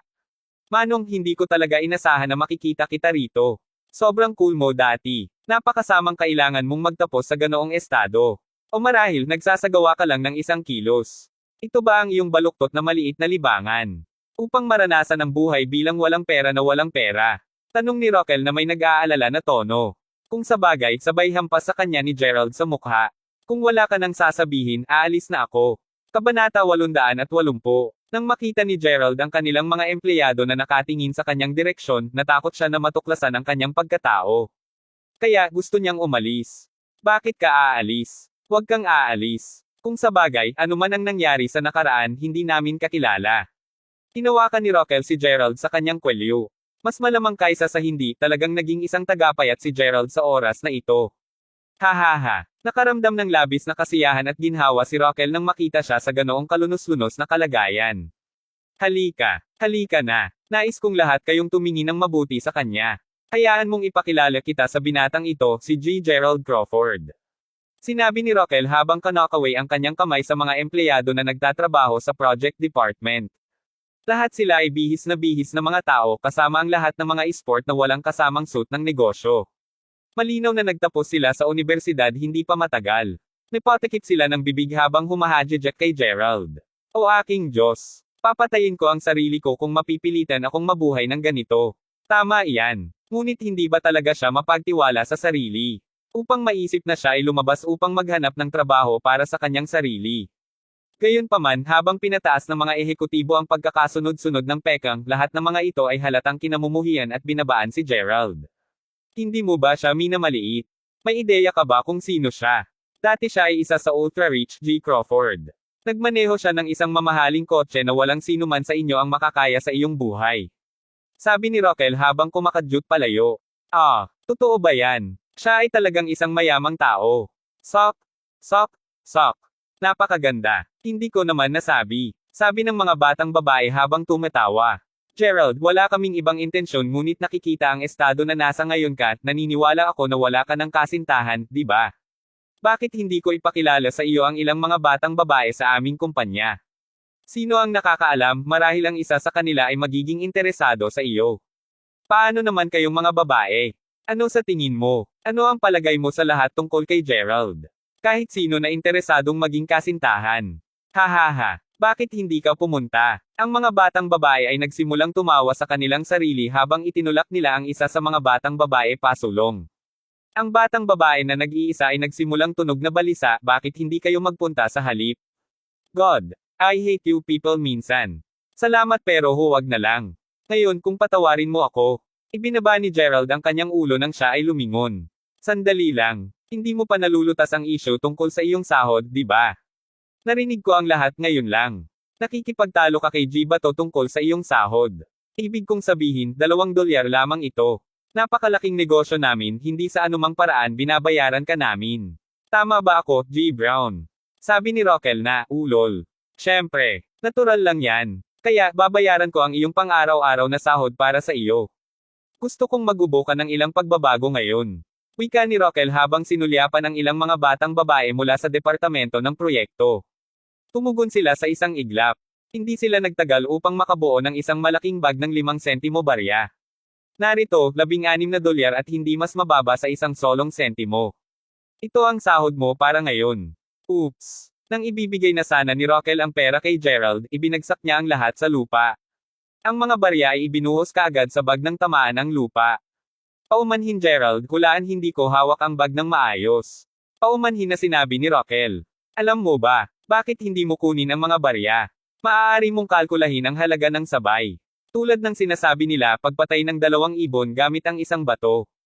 Pagkatapos nito, huminga ng malalim si Rokel bago niya isubo ang bottled water na hawak niya sa kamay niya. Itinapon niya kay Gerald ang walang laman na bote bago siya lumayo. Lumuhod si Gerald bago niya maingat na kinuha ang mga barya, isa-isa. Ibinalik niya ulit ang lahat sa bag bago siya umalis sa lugar. Ang kanyang nag-iisang figure ay humuupa sa malayo. Pagdating ng dapit hapon, pumili si Gerald ng kakainin. Naglakad siya pabalik sa baryo. Patuloy siyang naglalakad at hindi huminto hanggang sa tuluyan na siyang makarating sa harap ng bahay ni Finlay. Pupunta si Gerald dito pagkatapos ng araw-araw na trabaho upang makita kung bumalik si Finlay. Ngunit sa bawat oras, umalis siya na nabigo. Gayunpaman, ang oras na ito ay naiiba. Ang pintuan ng bahay ni Finlay ay bukas at ang mga ilaw sa loob ay nakabukas.